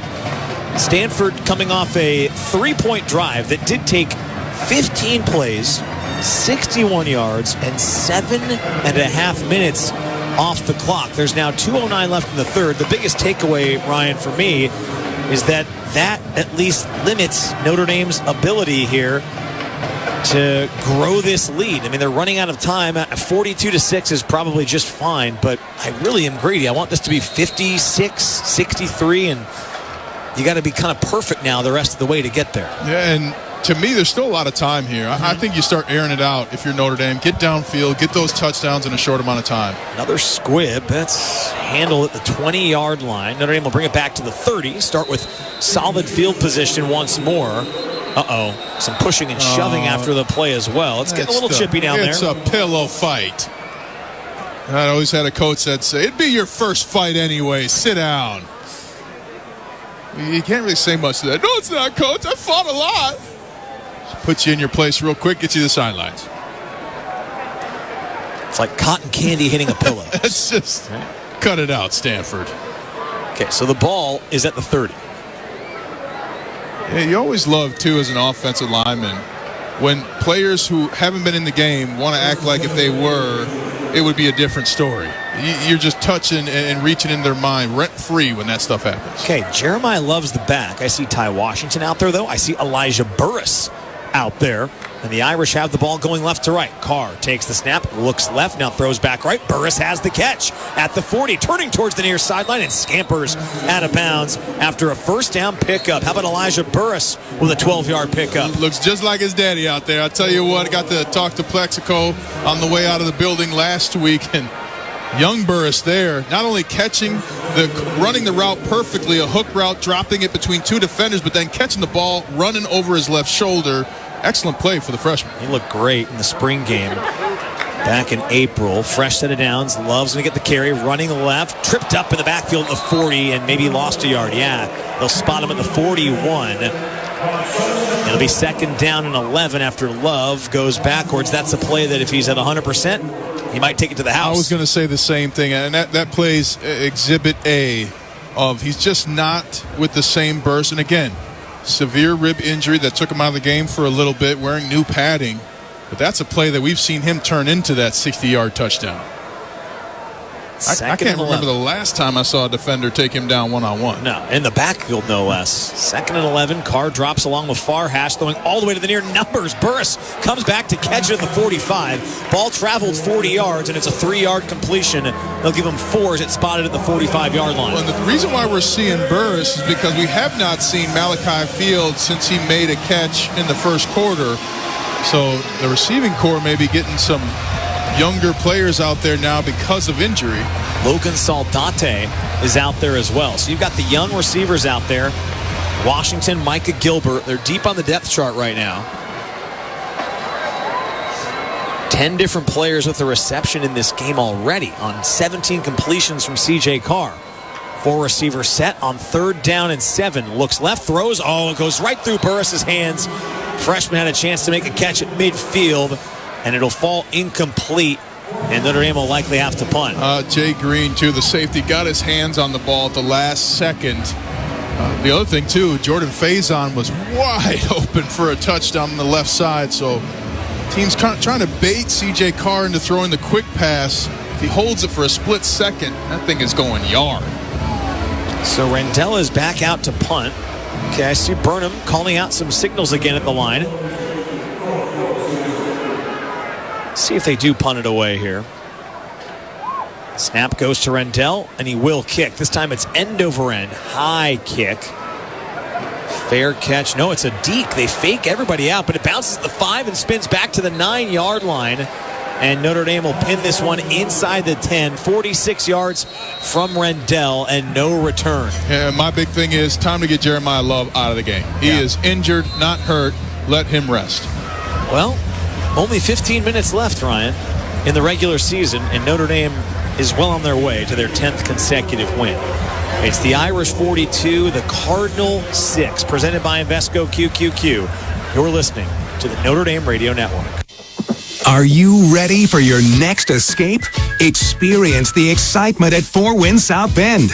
Relax at Four Winds South Bend Hotel with 317 luxurious rooms and suites. Dine at one of 5 award-winning restaurants, including Copper Rock Steakhouse, Kankakee Grill, and Edgewater Cafe. Plus, unwind and enjoy the serenity with a massage, facial, and more at Cedar Spa.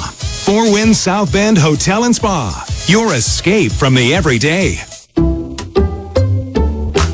Some people just know they could save hundreds on car insurance by checking Allstate first. Like you know to check the propane tank on your grill first before hosting a tailgate. Let's fire up. Here, let me try. Seriously? You didn't check the propane? Who wants chips? Yeah, checking first is smart. So check Allstate first for a quote that could save you hundreds. Salt and vinegar? You're in good hands with Allstate. Savings vary, subject to terms, conditions, and availability. Allstate Fire and Casualty Insurance Company and Affiliates, Northbrook, Illinois. All right, team, huddle up. Whether you're in red zone or still at the 50-yard line, it's time to call a play, and we can help. Howard Bailey Financial is the official wealth management sponsor of Notre Dame Athletics. We have a free retirement resource that you can download to gain insight on taxes, Social Security, income planning, and more. To get your free copy, just text HUDDLE to 888-262-1104. Notre Dame Athletics was compensated for this endorsement and is not a current client of Howard Bailey. For more information, please visit howardbailey.com/ending disclosure. Howard Bailey Securities, LLC is an independent financial securities firm and uses a variety of different investment strategies. They're in the pistol going left to right, opening play of the second half. They'll play fake to Love. Carr steps up under pressure, heaving it deep downfield. Faison in double coverage, going up, tipped. He caught it at the 22-yard line of Stanford. Oh, what a throw from Carr to Faison. 55-yard completion. Johnny Soper with you inside our network studio. That would set up a Jordan Faison 6-yard touchdown reception. Notre Dame's lone score in the third quarter. Irish lead Stanford 42-6 as we head to the final frame. And fellas, we have breaking news from ESPN's Pete Thamel and Mark Schlabach. It looks like LSU is set to hire Lane Kiffin. Let's go back out to the broadcast booth in Palo Alto with Ryan Harris. Here's Tony Simeone. All right, thanks, Johnny. So there's your college football news. Lane Kiffin on the move to LSU, and good luck to him. I mean, you want to talk about players entering the transfer portal. How about a head coach leaving a playoff team? Well, I'm sorry. You can't say a word about players transferring now. This is egregious and hilarious. I think actually the vast majority of people are on board with that now. Let's call it what it is. College football is a blast. It's so fun. I got to be honest with you. All the conversation about who should be in the playoff, coaches moving before the playoff starts. Oh, my goodness. The portal window being open in between the bowl games and the semifinals. There's a lot of things that this sport has to, I think, needs to fix to make it more fun. Because right now, as fun as this all is, all the stuff around it detracts from all the great stuff we see on the field. Jeremiah Love, all the guys in the Heisman race, frankly, haven't gotten enough coverage this week because we're talking about a coach maybe moving in the SEC. Now, Lane Kiffin recruited me when I was coming out and chose Notre Dame. He was on my porch when Coach Willingham left. So I've known Lane Kiffin a long time. And ultimately, he wants to be back in the NFL. I don't get why he's leaving Ole Miss for LSU. To me, I don't see those two. I don't see LSU as a bigger job, and especially with the success he's built. I mean, you're talking about 100 young men he lied to for 6 months. Stanford has the ball to start the fourth quarter. They're going to run left to right, and it's 5 yards on first down to make it 2nd and 5. And when the playoff expanded to 12 teams, I mean, Notre Dame, when Brian Kelly left 4 years ago, they had that small chance they could have made the playoff, and there was questions, okay, if they make the playoff, and it was going to be Marcus Freeman eventually, but in that exact moment, you were thinking, are you going to have a first-time head coach, interim maybe, coach a playoff game when it was a 4-team playoff? It's unfortunate the way it all has to go down. As it's 2nd and 5, Brown will look to throw to the left side, down the sideline, and it's incomplete, 3rd and 5. Oh, my goodness. A flag came in. It should be offensive pass interference. Make the catch, it's uncatchable, or make the case it's uncatchable too. I mean, your boys, Tony. Go ahead. Litigate that one, counselor. Pass interference. Defense number 7. 15-yard penalty. It's on Strowman, huh? First down. How's it on Strowman? That's what I'm saying. The receiver had an outstretched arm. The elbow was extended, Tony. Well, they meant Gray, because Strowman wasn't within 10 yards of him. Yeah, and they actually, to me, they meant the receiver. C.J. Williams. What was that? No, it's to move the ball to the 29. 42-6. Notre Dame leads. And the coaching point to the corners is he hasn't made that throw all night. Let it go. Yeah, dare him to hit that one. 1st and 10, fresh to the downs. Brown scans left, throws back over the middle, and it's caught by the backup tight end. Or beg your pardon, the starting tight end, Sam Roush, who takes it across midfield all the way inside the 45-yard line. It's going to be a 27-yard pass completion from Brown to Roush, and it has Stanford in Irish territory. The issue right now is Notre Dame's not getting pressure with its front four, so it's trying to blitz, and in doing so has to play a lot of man. And these tight ends for Stanford are about 6'6". It's a mismatch physically, even though they're about 6-7 yards away from the line of scrimmage. Yeah, Roush came in with over 40 catches on the year, 472 yards before this game. Irvin's the back, gets the carry running left, bounces off one tackle, then Josh Burnham wraps him up and takes him down at the 41-yard line. 3 yards on first down for Stanford. And it seems like an innocuous 3 yards. However, this is what Stanford's been doing. They've been playing small ball. They'll take 3 yards, convert on a 3rd and 4. 3 yards, 2 yards, get a penalty. I mean, they're playing for Notre Dame to make mistakes, and it's just happening too frequently defensively here in this second half. Empty backfield for the Cardinal this time. Brown's in the shotgun. Now 3 receivers are bunched along the near hash mark. Cole Tab motions 4 receivers right as Brown drops, looking left, blitz in his face. Faremo had the pressure, had to get rid of it, and it's incomplete as he was looking for Bryce Farrell. And Faremo held the blitz until the ball was snapped and still got to the quarterback. I mean, this young man has to play more. He's looking a lot like Kingston Viliamuasa. It does not feel like they've dropped off. There has to be some just with the experience, but boy, he's filling that gap really well. Well, and what he did there is with the trip set and a motion receiver, still communicated to his outside defenders and then went put pressure on the quarterback. That's elite. 3rd down and 7 for Stanford at the Irish 41. They are 3 for 14 on 3rd down tonight. Brown drops, steps up, throws one-on-one, looking for High down the near sideline, and he makes the catch inside the 10. Beautiful ball and great catch by High. 32 yards. It's Brown's best throw of the night. And High did a good job of staying on the top of the numbers and then falling off late. Tough to defend against. And again, Notre Dame blitzing to try and put some pressure on the quarterback. And Donovan Heinisch lucky to not get a roughing the passer. 1st and goal at the 9. Brown looking left. Now throws back to the right intentionally. Just throws it in the dirt looking for Miles Libman. Osbury was able to prevent the completion and coverage. I don't know if he got to pass the line of scrimmage, though. I don't care if somebody... I mean, you got to get the ball past the line of scrimmage. That should be intentional grounding to me. Good point, Ryan. It's close. We're watching the replay here. Needs the 9. Oh, it hit the 10. You're right. I think that's intentional grounding all day. But what do you know? That's the a great ACC catch. referees missing an obvious call. Wow. Brown's back under center on 2nd and goal. They motion Williams right to left, play fake. Here comes the pressure, throws for the end zone, wide open. Touchdown, Bryce Farrell.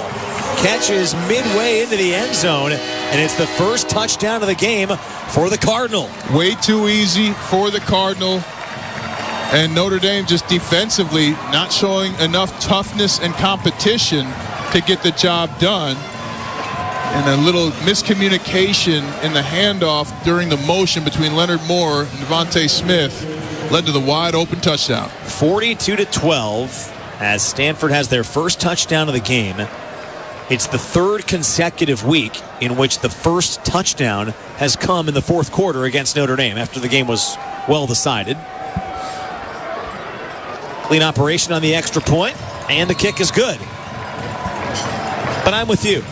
Notre Dame a little bit, they're leaving something to be desired here at the end of this one. You don't want to say soft, and if you got to think about it, We've seen better. How about that? Nonplussed right now on that defensive play in that drive. So, takes us to another timeout on the field. 12 minutes, 15 seconds remaining in the football game, and it's Notre Dame 42, Stanford 13, presented by Invesco QQQ. You're listening to the Notre Dame Radio Network. Are you ready for your next escape? Experience the excitement at Four Winds South Bend. Relax at Four Winds South Bend Hotel with 317 luxurious rooms and suites. Dine at one of 5 award-winning restaurants, including Copper Rock Steakhouse, Kankakee Grill, and Edgewater Cafe. Plus, unwind and enjoy the serenity with a massage, facial, and more at Cedar Spa. Four Winds South Bend Hotel and Spa. Your escape from the everyday. It takes hard work to be the best in the game. Planning, commitment, resilience, sweat. That's why Old Dominion Freight Line, the #1 national LTL carrier for quality, works hard to be the best in the game and is proud to support those striving to be the best in theirs. Old Dominion Freight Line, official freight carrier of Notre Dame Athletics, helping the world keep promises. Get paid sooner with Credit Union One, the official banking partner of Notre Dame Athletics. Simply open a CU1 free checking account, set up direct deposit, and get ready for an early payday. Plus, you'll be able to show your Irish pride every time you pay with one of 3 Notre Dame debit card designs. It's your money. Get access to it sooner. View full disclosure and open an account online today at cu1.com/free checking. Federally insured by NCUA. Go Irish.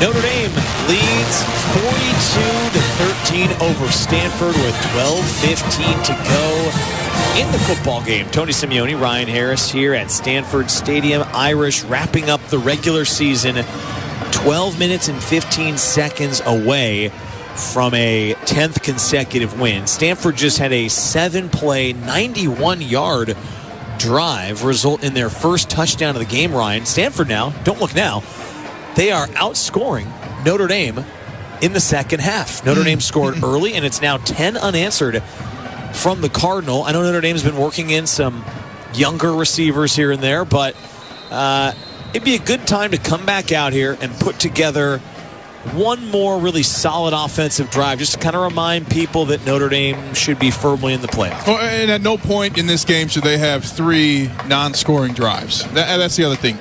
Stanford's outplaying them with effort right now in the second half, and that's a choice that they're making. So I don't know who needs to fire up the offense, and part of it is Jeremiah Love's been injured. You got to get him out. It's time to get him out, and it's good that you tried to get him back in there, got him a couple hits after he got injured, but you need somebody at running back who's 100%. You got those guys on the roster. I think it's going to be Aeneas Williams. I thought I saw him getting pretty loose during the last TV timeout.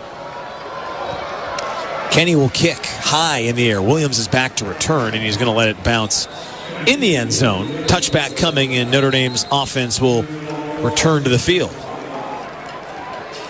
And to me, I'm going hurry up if I'm Notre Dame. I'm putting the pressure on my players to play fast, think fast, and really get them to execute here on this drive.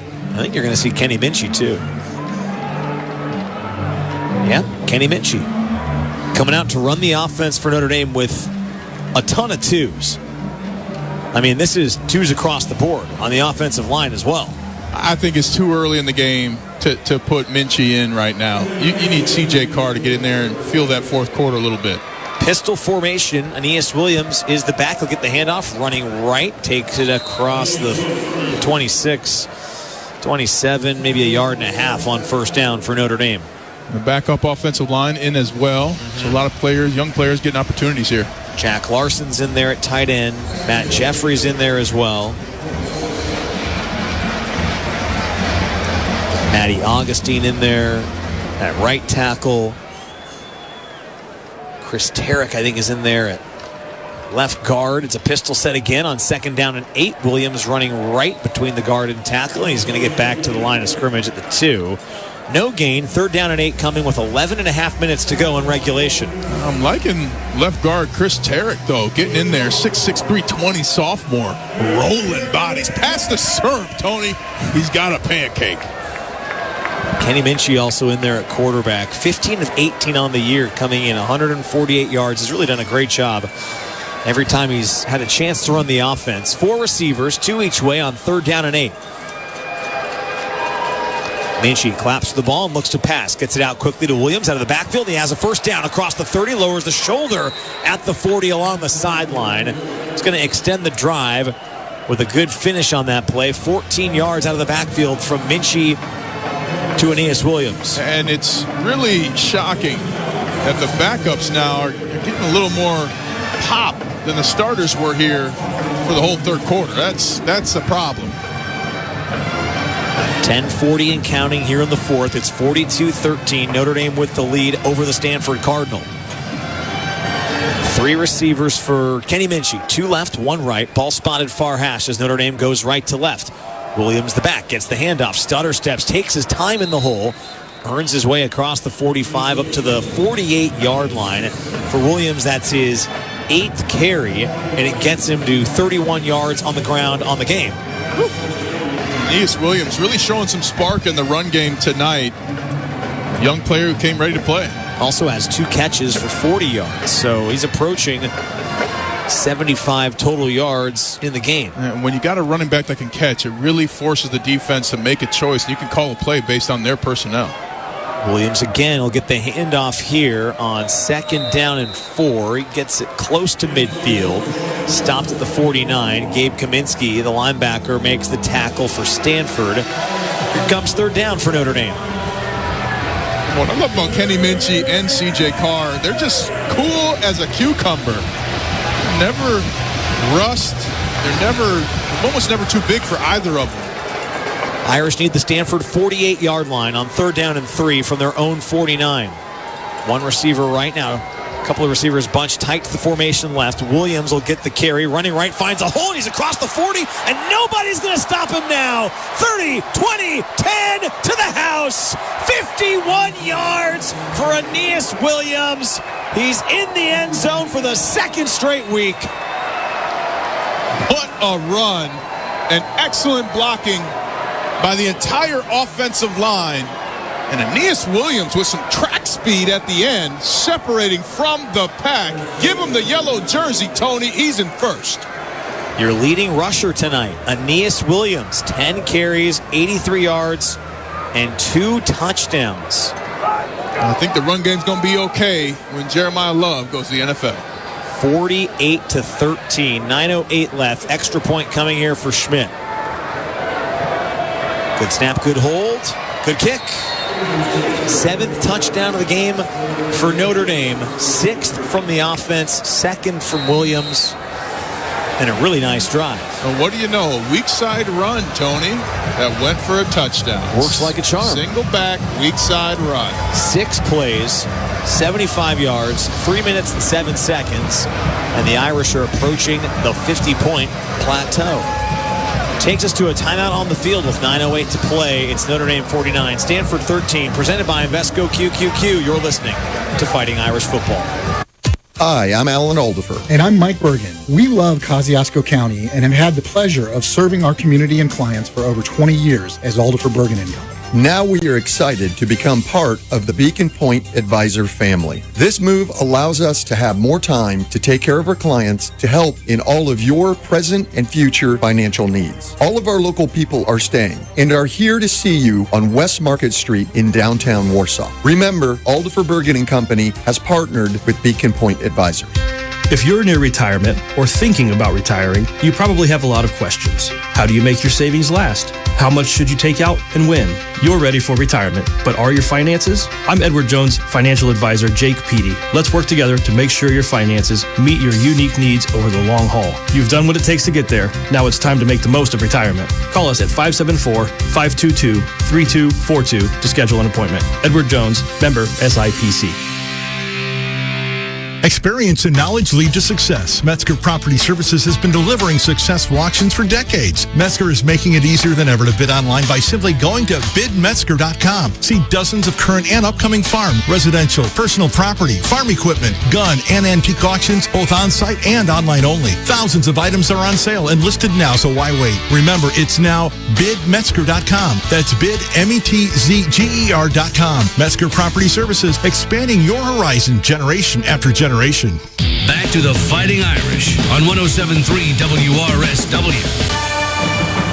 Notre Dame extends their lead to 49-13 thanks to a 51-yard touchdown run from Aeneas Williams. Tony Simeone alongside the Super Bowl champion Ryan Harris here in Palo Alto, California. We are wrapping up the regular season. It's already Sunday for a lot of our listeners now in the Central and Eastern time zones, approaching Sunday in the Mountain time zone. This is one of the later games you'll ever see Notre Dame play. And overall, very good performance. Some meat on the bone here and there, Ryan. We can nitpick all we want, but listen, they have a chance to get it to 50. You get to 50 and hold the other team to just one touchdown, which they can do by the end of the night. That's mission accomplished usually. At the same time, this has been an underwhelming offensive performance, even at 49 points. I mean, you had 3 drives out of 4 before your backups came in where your offense did not get a first down. It's going to be hard to do in the playoffs than against Stanford. So it's a lack of urgency and want to offensively particularly. Can't wait to see where they are in the next set of rankings, where they are when the dust settles. There's a lot of propaganda out there trying to keep them out of the playoff. Well, you're going to have a Duke-Virginia ACC championship game. Duke has 5 losses. What is happening? Eric Schmidt set to kick. You want us to join a conference so we can beat everybody? Okay. Caden High fields it at the 5, running left to right. Oh, good coverage. Taken down by who else? Luke Talich with a tackle, stops him at the 20. And Stanford will come out to start their drive. And then Luke Talich took the ball out of the ball carrier's hands. I mean, come on, man. He's been fun to watch. That's the kind of petty year, I love. I love that kind of petty. He has just gotten better, it seems like, every month of his career. Man. All right, let's walk through the championship scenarios here. Okay.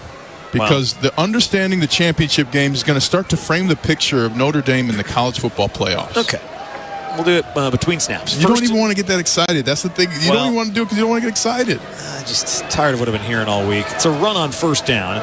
Irvin will run between the tackles and get 5 yards. It'll be 2nd and 5. So SEC championship game is going to be Alabama and Georgia. Yep. We're cheering for Georgia there, Notre Dame fans. I think you are, but I think, unfortunately, Bama's in at 10-2 going into the game.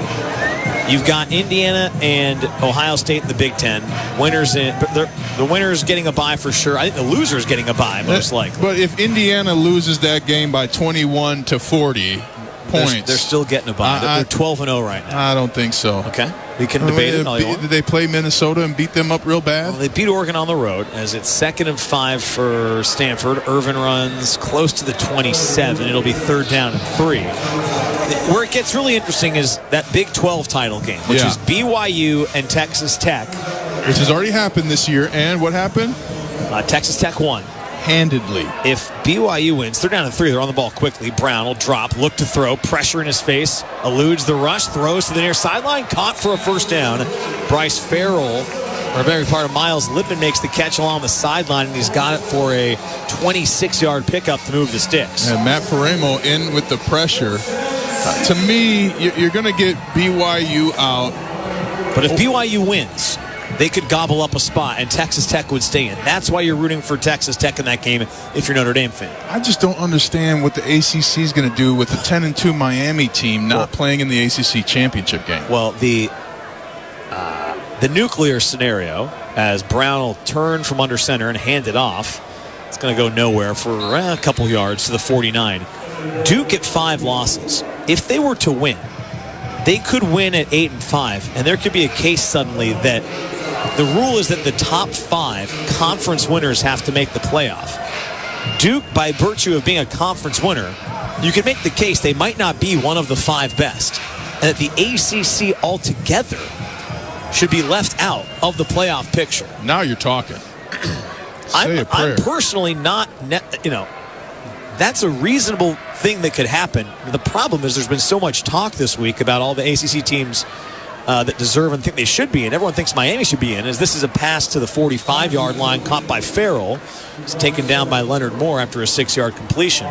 Let's also remember when Boise State was in there last year. No, they got smoked by Penn State.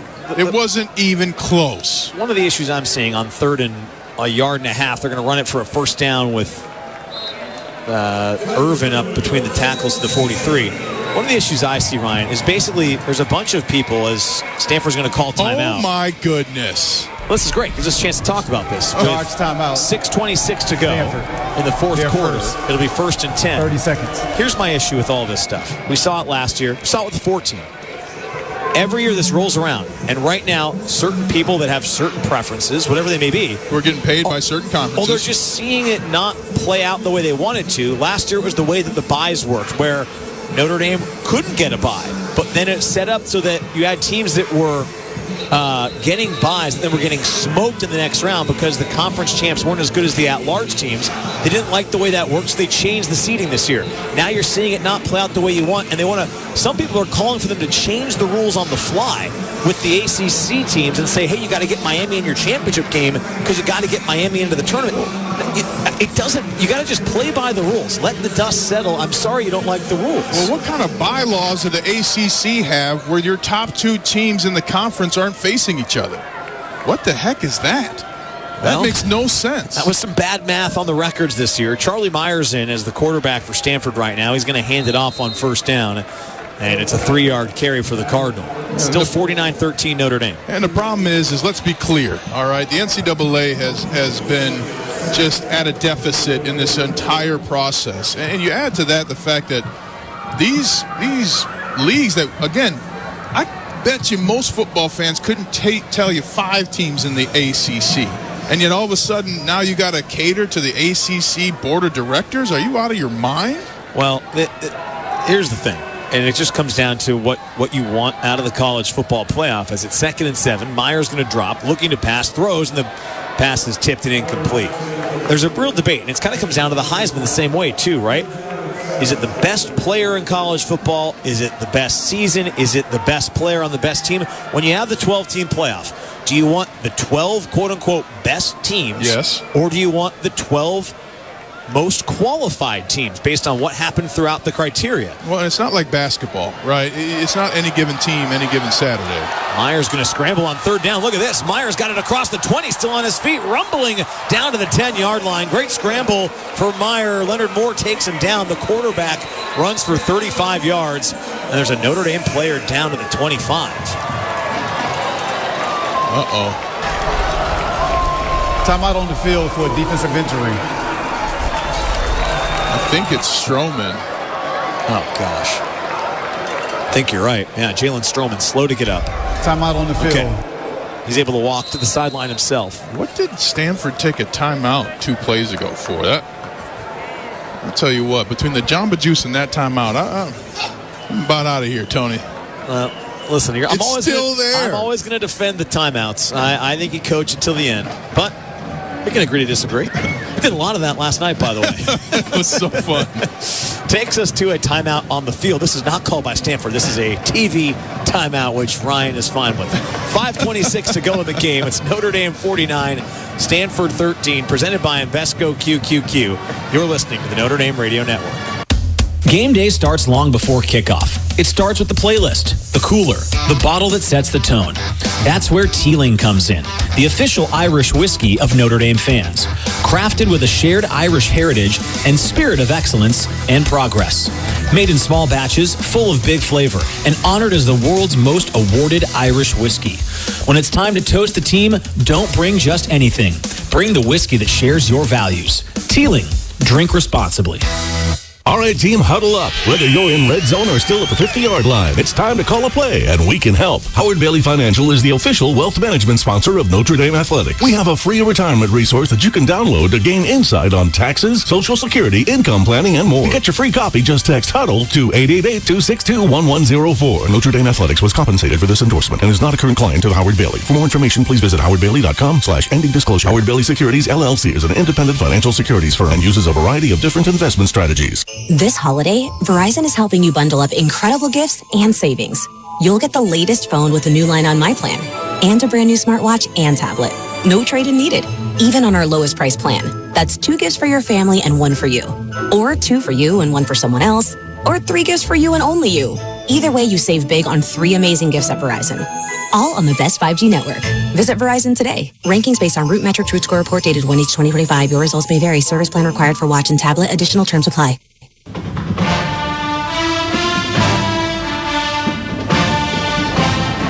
5:26 to go in the final quarter of play. Notre Dame leads Stanford 49-13. Tony Simeone with Ryan Harris in the booth. Should mention the new quarterback for Notre Dame is Charlie Meyer, son of Rick Meyer, former Notre Dame quarterback who played in the 90s, of course. But we were focused on the college football playoff. But I'm sure Rick's having a great time watching his son play against his former team. Anytime you don't pay for college, that's a happy parent. I am praying that that's the future for me. You will hear my Winnebago before you see it, brother. With the dog. Stanford has the ball. It's first down and goal. I like this right tackle. He's already in his stance before the whistle blows. That's Emeka Ugori, right tackle. Oh, and he just moved early, Ryan. You jinxed him. That man is ready. That man is ready. False start. Offense number 71. And he learned the valuable lesson. Y'all think we're lazy as offensive linemen. You got to wait until you know the play is starting. That's too long to be in your stance. It's physics, man, you know. So 3 it backs cups of him up coffee at halftime, clearly. to the 15. First and goal from the 15. Gory's ready. 3 receivers left for Meyer. 5:10 to go in the game. Drops along the near hash. Pressure coming in the backfield. He goes down. It's a sack. Drake Bowen gets there. A host of others providing pressure as well. And it drops Stanford back beyond the 20-yard line. Second and goal coming from the 22. Logan Thomas in on that play. That's another young player for Notre Dame that has elite upside. Rangy defensive end right now. Going to put on some more weight with the training table and a little offseason with Lauren Landau. He's going to be a great young player in the future. 4.5 minutes to go. Meyer drops looking to pass, firing for the near numbers. It's caught by Roush. Then he drags a tackler inside the 5. Third down and goal coming from inside the 5 after a 19-yard completion. The style points are out the window now anyways, but you do want to get your young defense to have this situation and get a stop. There's a fair amount of ones out there right now too, Ryan. I mean, you got Bowen, Schuler, Tui Alamaka, Sneed, as Stanford's going to call timeout. Wow. Charge timeout. Oh, my goodness. Stanford. It's like they weren't ready for success. I want to go back to my one last CFP point while I have this 30 seconds, if you don't mind. This is the issue, is that you either can have the 12 purely best teams and throw all the criteria out, or you get to have the criteria and play by it. When they have the basketball tournament, there's 68 teams. It is not the 68 quote-unquote best teams, and that's what people like about the basketball tournament. Now, you don't have to have it the same way in football. But that's what they have for this year. So everyone needs to just accept that the 12 purely best teams are not going to make it. So you're going to have a couple teams, like Duke might make it. And so the 12th or 11th team is not going to be in it. And frankly, Notre Dame's in that bucket. If you're a two-loss team and you miss this tournament, at the end of the day, it is on you because you lost 2 games, whoever that team is. There's no way Notre Dame's missing the playoffs. I agree. Meyer on third down and goal, throwing for the end zone, left side, touchdown. It's complete. Marcus Brown at the goal line made the catch and walked in. And with 4 minutes left, Stanford has their second touchdown of the game. Rick Meyer out there slinging that thing after a big run. That young man can play some football. was an impressive 35-yard run by Charlie Meyer, son of former Notre Dame quarterback Rick Meyer, getting in the game and making an impact for Stanford. Throws the touchdown as well. How about that? Great way to cap off the season for Stanford that is going to end tonight, but a bright spot for Meyer to come on the field and make some plays. Senior night against Notre Dame. Got a touchdown pass. Extra point is good, and that makes it a 20 spot for Stanford. They're the first team to score multiple touchdowns against Notre Dame since USC did before the bye on October 18th. They're a tree. Their nature has roots when they touch the grass. You can't let that kind of success happen against your defense. That has dominated teams like this for the last 7 games. Yeah, you got the sense like once this game got into the second half, just wasn't quite the same Notre Dame team we've seen since that bye week when they've been really on a mission to punish teams for 60 straight minutes. And to your point, it's late at night for them. There's no excuses, right? And that's the thing. You can either accept the excuses, which is a choice, or you can ignore them. Or you could choose not to fall into that. Because Stanford right now, they're not tired. And maybe their circadian clocks are better. But maybe you better talk to your clock on the sideline and tell it it's time to play football. The body clock is approaching 2 a.m. for these Notre Dame players. And with the music, it sounded like a nightclub to them. I'm sure their body's like, well, we're supposed to be dancing or playing football. Saturday night. It's just the 15 this year to get to 20 points against Notre Dame. And again, 2 touchdowns coming here in the fourth quarter when it was not against their full complement of defensive players. Well, here, Stanford looks like they're going to do an onside kick. Yeah, they might. Only 5 guys up for Notre Dame. Now they split wide on the kickoff team. Kenny's tried to kick it right at the up man a couple times. Does hit another low line drive squib. It's going to be picked up at the 20-yard line, brought out towards the near sideline, and good work to protect the football that time. Henry Garrity, tight end, able to slide down to the turf. Shy of the 40. He's going to be spotted just shy of the 35. And Notre Dame's offense will come back out, likely guided by Kenny Minchey one more time. Would love to see Kenny Minchey collect a touchdown pass. He ran for one last week against Syracuse, but would love to see him throw one to the end zone. And if anything else, if you're Kenny Minchey, you want to put some things on film to make this a successful offseason one way or another, whether you're staying at Notre Dame or going somewhere else.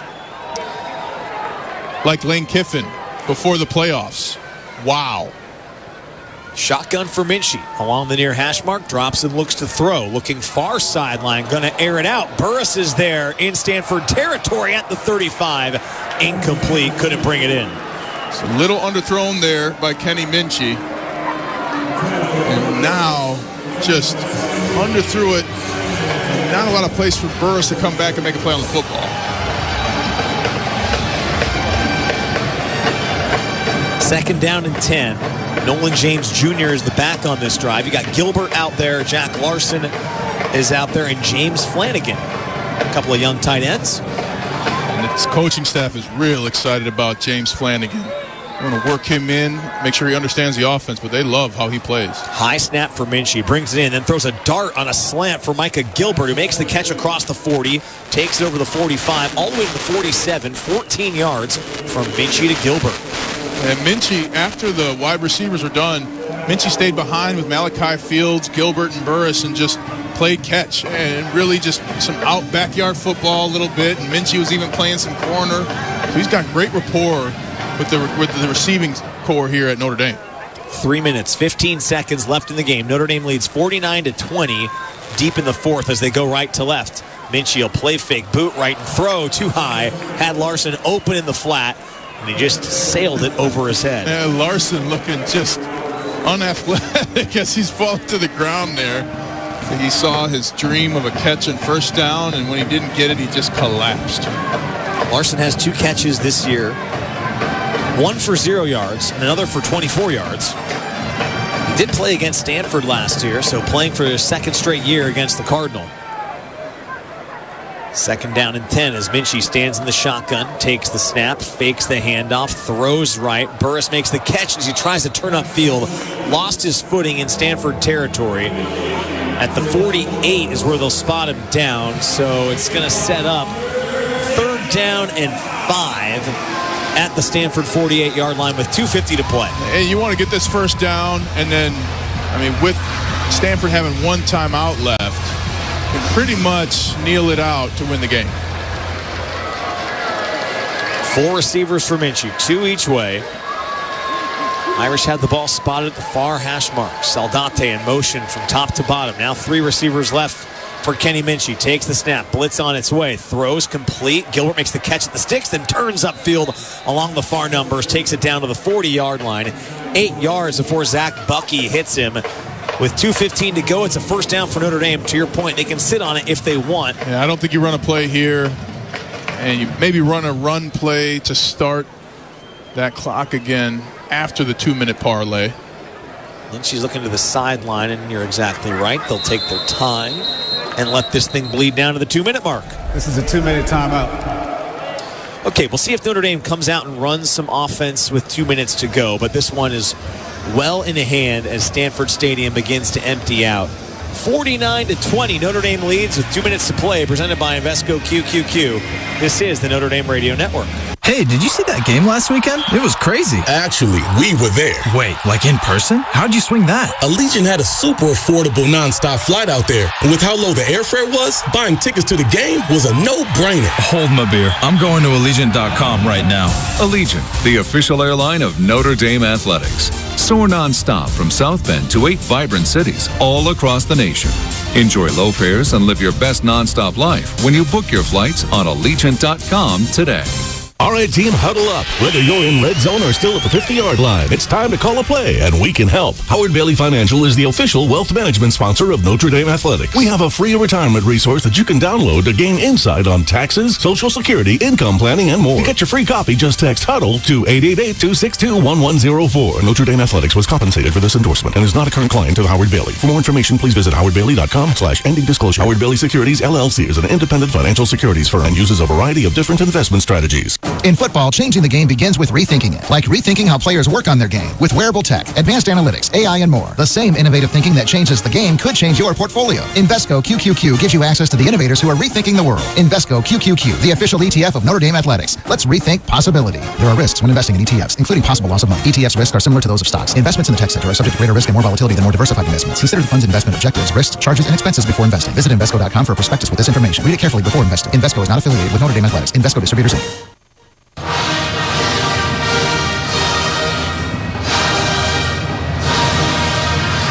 Notre Dame leads 49-20 with 2 minutes to go in the football game.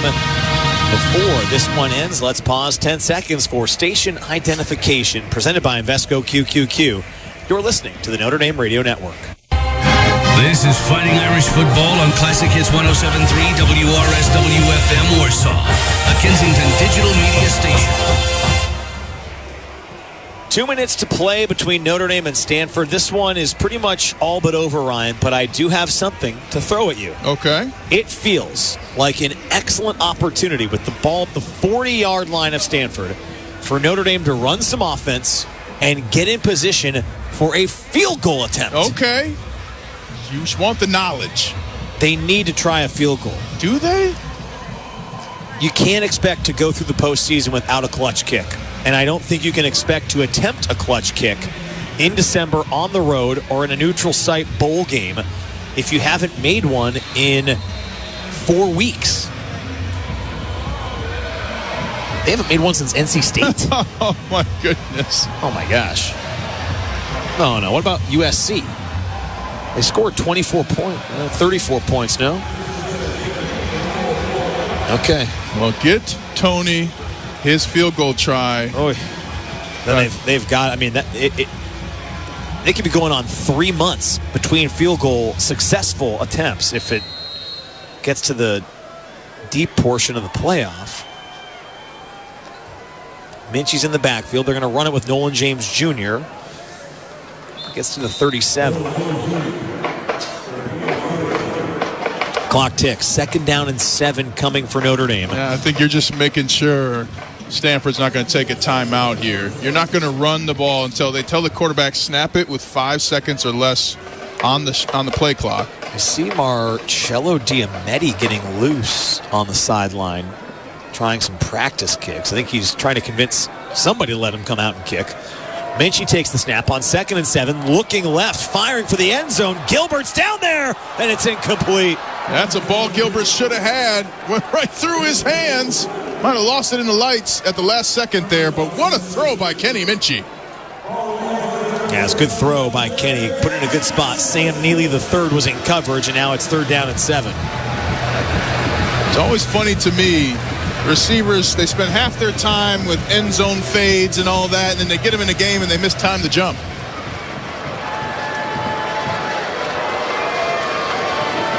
.122 to go. 4 receivers set, 2 each way as Minchie stands in the shotgun on the far hash.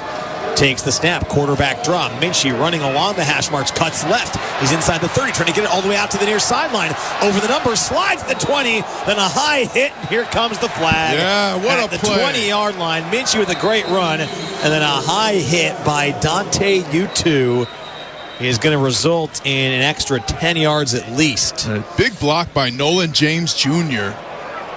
to free him up.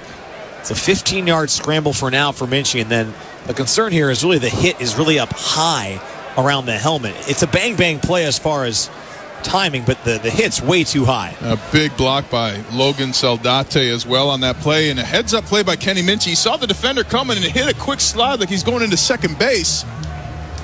So now you got to go score, huh, Tony? The result of the play is a first down. After the play, personal foul, unnecessary roughness with targeting, defense number 15. 15-yard penalty, automatic first down. The previous play is under further review. It's illegal to hit a quarterback. Yeah, it's going to be targeted. He hit him right in the head. And Kenny Minchie's still in the game. Yeah. No, he popped right up. It looked like he was okay. Also, where's the independent concussion monitor? Well, that's true as well. Now, something about Kenny Minchie, he does not have a career passing touchdown yet. I mean, that's crown of the helmet. I guess he hits the side of his helmet, but you can't hit that way. Well, you can't hit with your head down. Yeah, you can't hit the way he Well, hit. and the thing is, his forearm hit the back of the head of Minchie. And it completely unnecessary. I like at this point in the game, yeah. Come on. Let's get out of here healthy and eligible. If there were a game next week, he wouldn't be eligible in the first half. Stanford does not have a game next week. Their season's over. And won't be going to a bowl game either. The ruling on the field of targeting has been upheld. Number 15 has been disqualified from the game. Okay, so U2's game is done. 1:12 left in the game. And now I think I'm aborting on the field goal. And I want a Kenny Minchie first career touchdown pass. I'm in there with you. Punish the Cardinal. 2 receivers, 1 each way. Ball's on the near hash. Notre Dame going right to left. They lead 49-20. Minchie from the shotgun gives it to James, running between the tackles, hitting the line of scrimmage and driven backwards. No gain on the first down play. I don't think Marcus Freeman is with you here, Tony. I think he's going for the end zone here.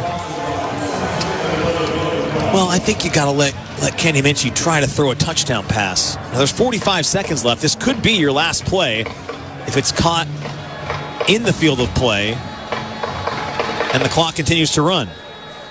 Gilbert's left, Burris is right, 2nd down and 11 from the 12. Minchie play fakes, rolling right, throws. Larson makes the catch, runs through 1 tackle to the sideline. He's out of bounds at the 5-yard line with 26 seconds left. It's going to make it 3rd down and 5. They'll spot him out at the 6, and now you do have that chance to throw for the end zone here. Paging Cooper Flanagan. Paging Cooper Flanagan. Okay, the offense looks to the sideline. Minchie's the quarterback. James is the running back. Elijah Burris, one of the receivers. Micah Gilbert, the other. We've got Jack Larson and then James Flanagan, the tight end. Pardon me, James Franklin. Paging James Franklin. 2 tight ends. Pistol set. Minchie, high snap. Ball's on the turf. Minchie's after it. Now it's loose at the 15. Who's got the football? Notre Dame does. Larson recovered at the 15. I mean, would you call timeout and kick field goal? No, Marcus Freeman's done with this game. Come on, Tony. Okay, the dream dies. You're going to have to wait till the playoffs to see that kick. Well, won't that be nerve-wracking? This one's going to come to a close in Stanford, and Notre Dame ends the year on a 10-game winning streak. The Irish will finish the regular season 10-2 with a 49-20 victory over the Stanford Cardinal, and now they await their postseason fate. Just a messy win for Notre Dame. Outstanding play to start the game on all sides of the football, offense, defense, special teams, and just a sputtering of energy towards the end of the second half. So that's how the regular season ends for Notre Dame. To your point, some good, some sloppy, and we'll see what they clean up before the playoff 3 weeks from now. That's going to do it for us until we come right back with our post-game show. Tony Simeone with Ryan Harris. Final score 49-20. Notre Dame is victorious for the 10th straight time today. Presented by Invesco QQQ. This is the Notre Dame Radio Network. Our area lakes might be cold and ice could be forming, but now is the time to dream ahead to next year for a great time on the water with help from Splendor Boats. If this past summer you thought about taking your family's summer to the next level, make plans now to see the experts at Splendor. You can buy your pontoon, custom-built catamaran, or boat accessories at Warsaw's only marina on East Winona Avenue, or visit the original Splendor Boats location on State Road 15 in Silver Lake, and online at SplendorBoatsWarsaw.com. Splendor Boats thanks you for a great year and looks forward to serving you even better in the years ahead. Hey Valley fans, it's Scott at Bobcat. Coach Mo and staff have this year's team prepped and ready for another great season. Keep that Cub Cadet, X-Mark, and Bobcat prepped and ready for whatever fall has in store for us with a service at Bobcat of Warsaw. That way your machine is ready to react and perform just like these young men on the field. Let's fill those bleachers with the green and gold and cheer these young men on for another great season. Bobcat of Warsaw is a proud sponsor of Death Valley football.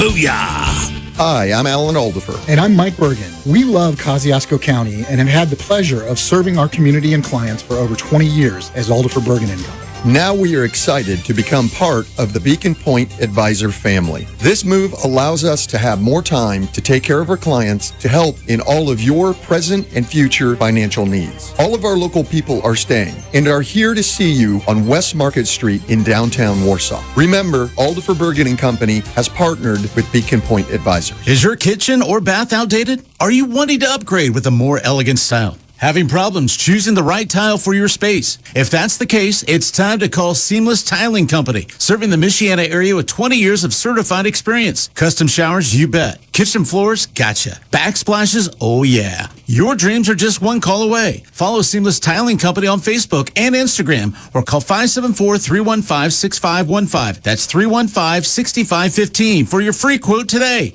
Seamless Tiling Company. Now back to Fighting Irish Football on 107.3 WRSW. Wins tonight over Stanford 49-20 on top of the Stanford Cardinal. They wrap up the regular season on a 10-game win streak. Tony Simeone with Ryan Harris as we get a chance to polish this one off inside the Stanford Stadium press box. Okay, Ryan, I'm going to kind of just stay away from tonight's game. I'll let you and Johnny do whatever you guys normally do. I want to kind of talk big picture here, and not so much playoff, although we'll talk about it at the end. I think about a season like this, regular season.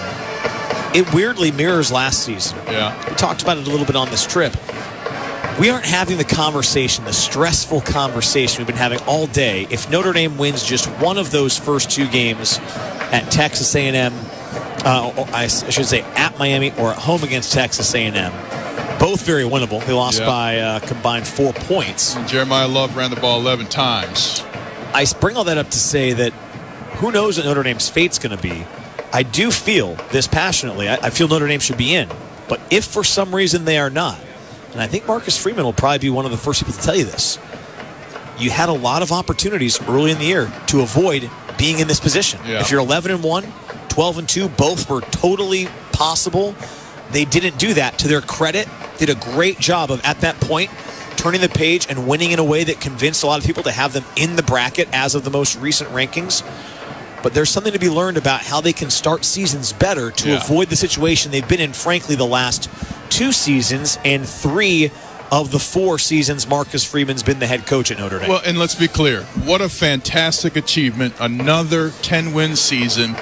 And with your backs against the wall for 10 straight games, you won, and in convincing fashion.